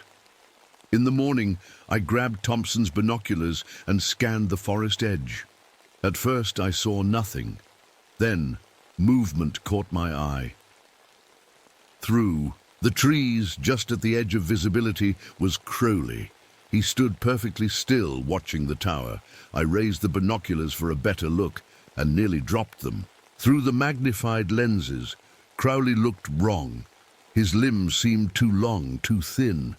His head sat at an unnatural angle on his neck, and his face, it was like looking at a photograph that had been cut up and put back together slightly. Wrong. As I watched, he tilted his head as if he knew I was watching him. Then he smiled. A smile that was too wide, with too many teeth. He raised his hand and waved at me, a friendly, everyday gesture that in this context made my blood run cold. He knew I'd found Thompson. He knew I'd discovered the tunnel. He was done pretending, and as the storm finally began to ease, I realized my time was running out. I spent the day preparing. If Crowley, or whatever he really was coming back, I needed to be ready. First, I searched through Thompson's things more carefully. In a hidden compartment in his suitcase, I found a notebook filled with research. Thompson hadn't just been a ranger, he'd been investigating the tower and its history. His notes detailed the disappearances over the years, not just 2 rangers, as I'd been told, but 17 who had abandoned their posts and 2 who had gone missing. Some had left notes about someone in the woods or faces that weren't right. Thompson had been looking into local Native American legends too. He'd written about something called a skinwalker, a creature that could take on the appearance of others. According to his notes, a skinwalker could wear the face of someone it had killed, gaining their memories and knowledge. It made a horrible kind of sense. Crowley wearing Thompson's knowledge, like he'd worn his face. I kept reading. Thompson had interviewed an elderly Navajo man who explained that skinwalkers needed a new face every few weeks. The borrowed skin would begin to rot, to slip, requiring a fresh replacement. The last page of notes had a rough sketch of a protection symbol. Thompson had written, "Silver hurts it. The ritual keeps it in true form." I didn't know if any of this was real, but I had no better explanation for what I'd seen outside. The storm was finally breaking. Patches of blue sky appeared between the clouds. Soon the roads would be cleared. Help could come, or Crowley could leave. Either way, I sensed time was running out. I checked and rechecked the silver bullets in the revolver. I drew the protection symbol on pieces of paper and placed them at each window and door. I set up tripwires made from fishing line, strung with small bells. I took Thompson's camping mirror and broke it into shards, placing them at angles around the room so I could see every approach. As the sun began to set, I heard a sound that made my heart stop. Footsteps in the snow, approaching the tower. I peered out through a small gap in the boarded-up window. It wasn't Crowley, it was Thompson. Not the frozen corpse I'd found in the shed. This Thompson was alive, walking normally, dressed in his ranger uniform. He looked exactly like the photos I'd seen of him at base camp. "Michael," he called out, his voice friendly and normal. "Hey, buddy, it's freezing out here. Open up!" I gripped the revolver tighter, my hands shaking. This wasn't possible. "Thompson is dead," I yelled through the door. "I found his body." A pause, then, "What are you talking about?" "I'm right here. There's been a big mix-up. Base camp sent me back to collect my things. Come on, man. Let me in before I freeze." His voice was so normal, so human. For a second, I almost doubted what I'd seen in the shed. "If you're really Thompson," I called, "tell me something only Thompson would know." Another pause, then. "Check my journal. The combination to the lockbox is my mother's birthday, May 12th, 1945. I froze. That was right. I'd found it written on the inside cover of his journal, but I knew what I'd seen. The skinwalker had Thompson's memories. Of course it would know that. "You're not coming in," I said, my voice steadier than I felt. "Michael, not Thompson." Sighed. "You're not well. The isolation is getting to you. It happens up here. Let me help you." "Go away," I said, raising the gun even though the door was still between us. The friendly expression on Not Thompson's face melted away. His features seemed to shift, becoming harder, colder. "You're making a mistake," he said, his voice now deeper, angrier. I tried to be nice. Then he turned and walked back into the forest. I watched until he disappeared among the trees. I spent a sleepless night jumping at every sound. The wind had died down with the storm, leaving an eerie silence broken only by the occasional creak of the tower or the soft tinkle of my makeshift alarm bells. Just before dawn, the bells at the back window jangled softly. I spun around, gun raised. Standing outside, looking in through the glass, was Lauren, my ex-wife. "Michael?" Her voice was muffled through the window, but it was her. Her blonde hair, her blue eyes, the small scar on her cheek from a childhood accident. "Michael, please let me in. I've been so worried." My heart hammered in my chest. It wasn't possible. Lauren was in Denver, hundreds of miles away. You're not real, I whispered. Base camp called me, she said, tears in her eyes. They said you hadn't checked in for days. I drove all night to get here. She pressed her hand against the glass. Please, Mickey. I know we had problems, but I still care about you. Mickey, the nickname only she used. A detail the real Lauren would know, but the skinwalker had been in my head somehow. It had used my mother's voice on the radio. It knew things about me. If you're really Lauren, I said, tell me what happened on our third date. She smiled, a sad, sweet smile I knew so well. We never made it to the restaurant. Your car broke down, and we ended up eating sandwiches on the hood while waiting for the tow truck. You said it was the best date you'd ever had. My breath caught. That was exactly right. Michael, please, she begged. It's freezing out here. I just need to know you're okay. Part of me wanted so badly to believe it was her, that she'd come back, that she still cared, even as I knew it was impossible. You're not Lauren, I said, raising the gun. Whatever you are, get away from my window. Her face changed. Not all at once, but subtly. Her eyes grew harder. Her smile twisted into something ugly.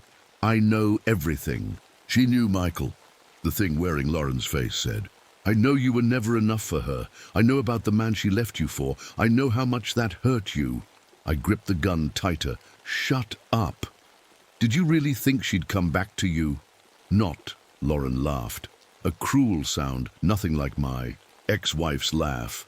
You're pathetic. That's why she left. That's why everyone leaves you. Even your mother couldn't wait to get away. I fired. The bullet shattered the window and hit not Lauren in the shoulder. She screamed, a sound that started human but ended as something else entirely, a high-pitched wail that no human throat could make. Not. Lauren staggered back, clutching her shoulder. Where the silver bullet had hit, the skin was bubbling, melting, away like candle wax. Underneath was something pale and waxy. You'll pay for that, she hissed, her voice now a distorted version of Lauren's. Then she turned and ran into the forest with unnatural speed. I collapsed to the floor, shaking. It had been so convincing, so real.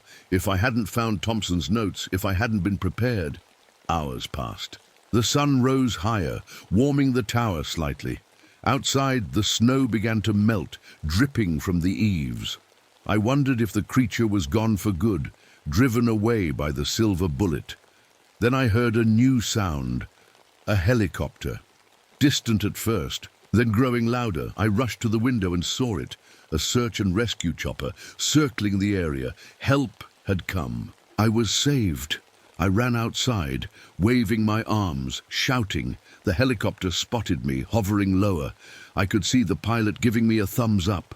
They were going to land in the clearing about 100 yards from the tower. I ran toward the clearing, relief flooding through me. It was over. I was going home. Then I saw movement in the trees near the clearing. A figure stepped out. It was me.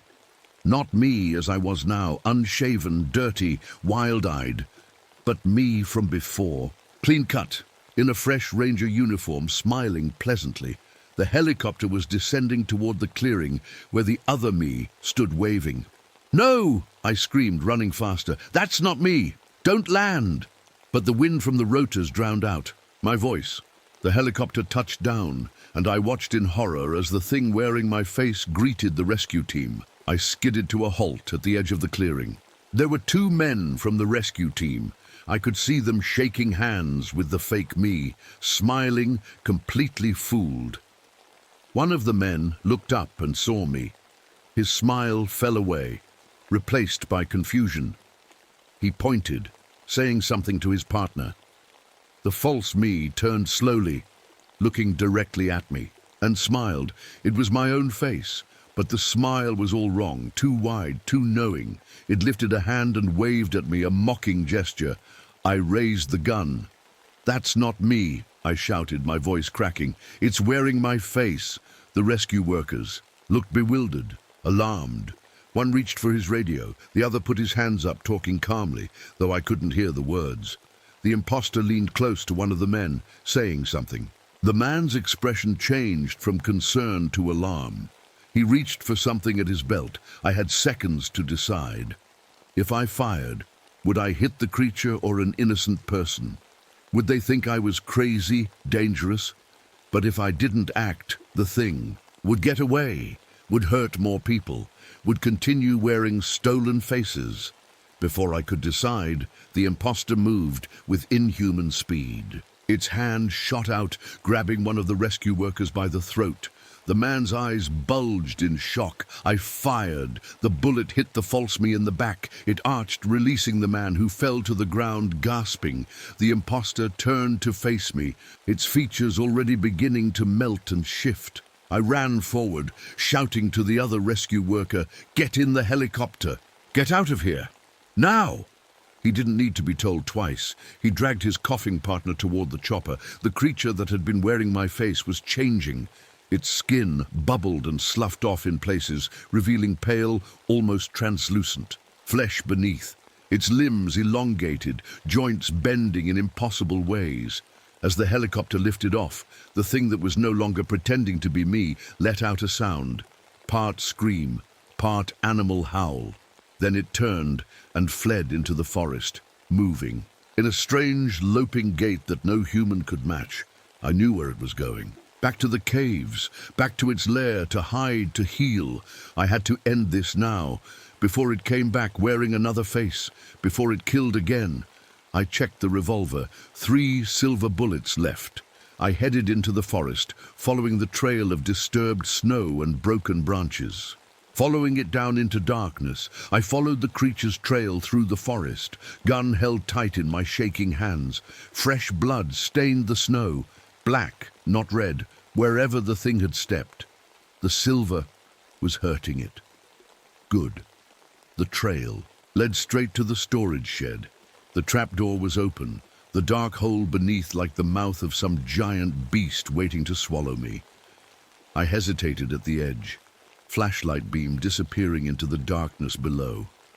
Every instinct screamed at me to run away, to get in the ranger truck that the rescue team had left behind and drive down the mountain away from this nightmare. But I knew it wouldn't end there. This thing, this skinwalker, had been hunting on this mountain for years, decades, maybe longer. If I left now, it would heal, find another face, and the cycle would continue. I took a deep breath and climbed down the ladder into darkness. The tunnel seemed different this time, older, somehow. The lights didn't work, so I had only my flashlight to guide me. The air was thick with the smell of damp earth and something else, something rotten.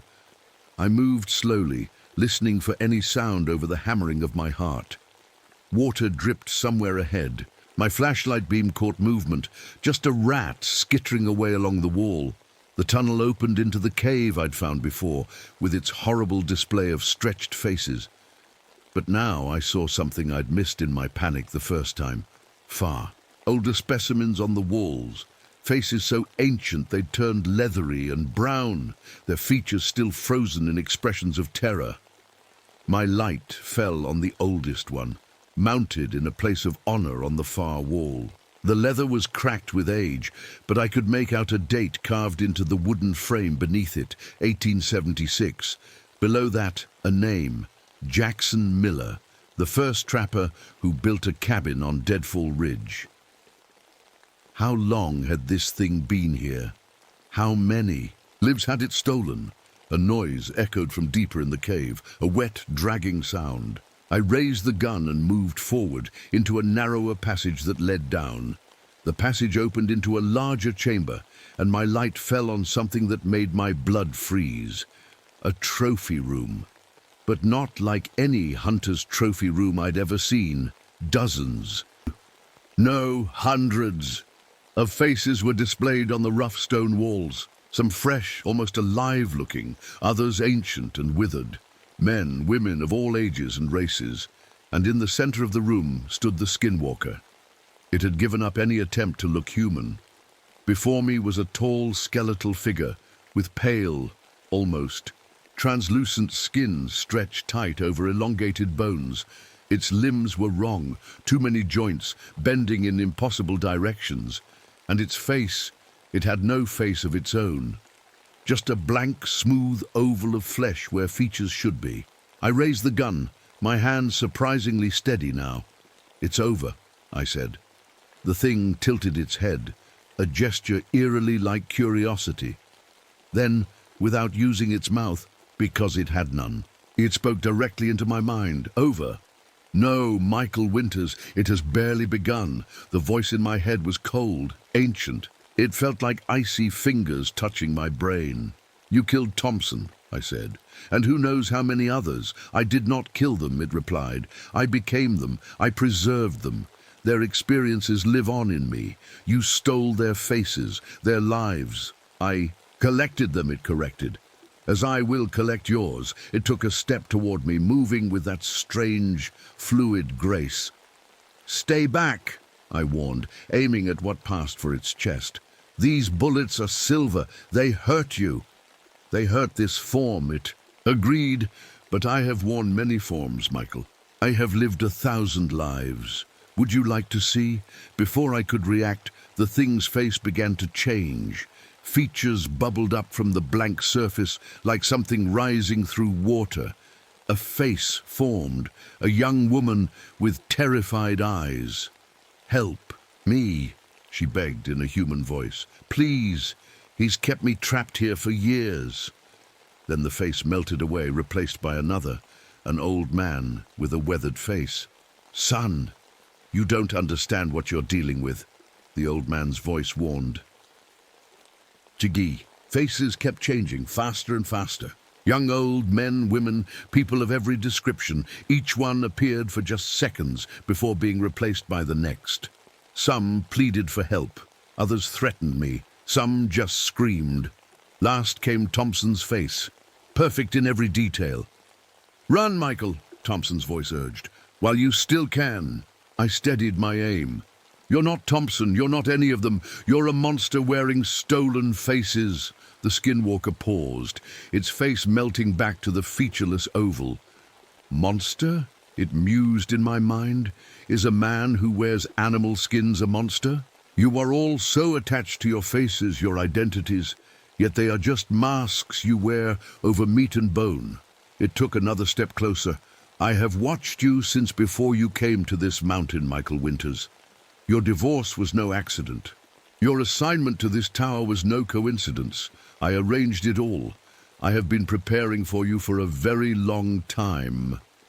"Why me?" I asked, trying to keep it talking while I remembered Thompson's notes about the ritual. "Because you are alone, isolated. No one would miss you for months. And because your sadness, your pain after losing your wife, it makes the face taste sweeter." I felt sick, but I also remembered the protection symbol Thompson had drawn. With my free hand, I reached into my pocket and pulled out a silver coin. I'd found among Thompson's things. It was etched with the same symbol. "You know what this is?" I asked, holding it up. The skinwalker hissed, a sound like steam escaping a valve. "Navajo magic." Foolish superstition, but it had stopped moving forward. "Not so foolish if it scares you," I said. Then, remembering Thompson's notes, I began to recite the words he'd written phonetically in his journal. I didn't understand them, but I remembered them perfectly.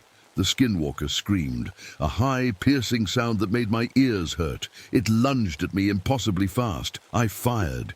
The silver bullet hit it in the chest. Black fluid sprayed from the wound, but it kept coming.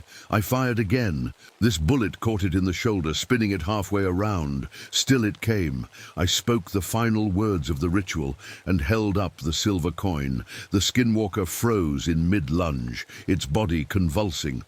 The blank face began to ripple and shift, but instead of forming into a human face, it seemed stuck between transformations, features half forming then melting away. "What have you done?" Its voice raged in my head.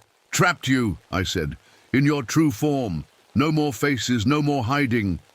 I raised the gun for the final shot. The skinwalker lunged at me with desperate strength. We fell together, tumbling across the rocky floor. The gun flew from my hand, skittering away into the darkness. Cold, strong fingers wrapped around my throat. The skinwalker was on top of me, its blank face inches from mine. Up close, I could see that it wasn't completely featureless. There were slight indentations where eyes should be, a small bump for a nose, a seam for a mouth. As it squeezed my throat, that seam split open, revealing rows of needle-like teeth. "Will wear your face, Michael Winters," it hissed in my mind. "I will live your life, and no one will ever know." My vision began to darken at the edges. My lungs burned. With the last of my strength, I reached up and pressed the silver coin against the creature's chest, right over where a heart would be in. A human. The skinwalker screamed and recoiled. I rolled away, gasping for breath, and scrambled for the gun. My fingers closed around the grip, just as the skinwalker recovered and lunged again. I fired the last silver bullet directly into its chest.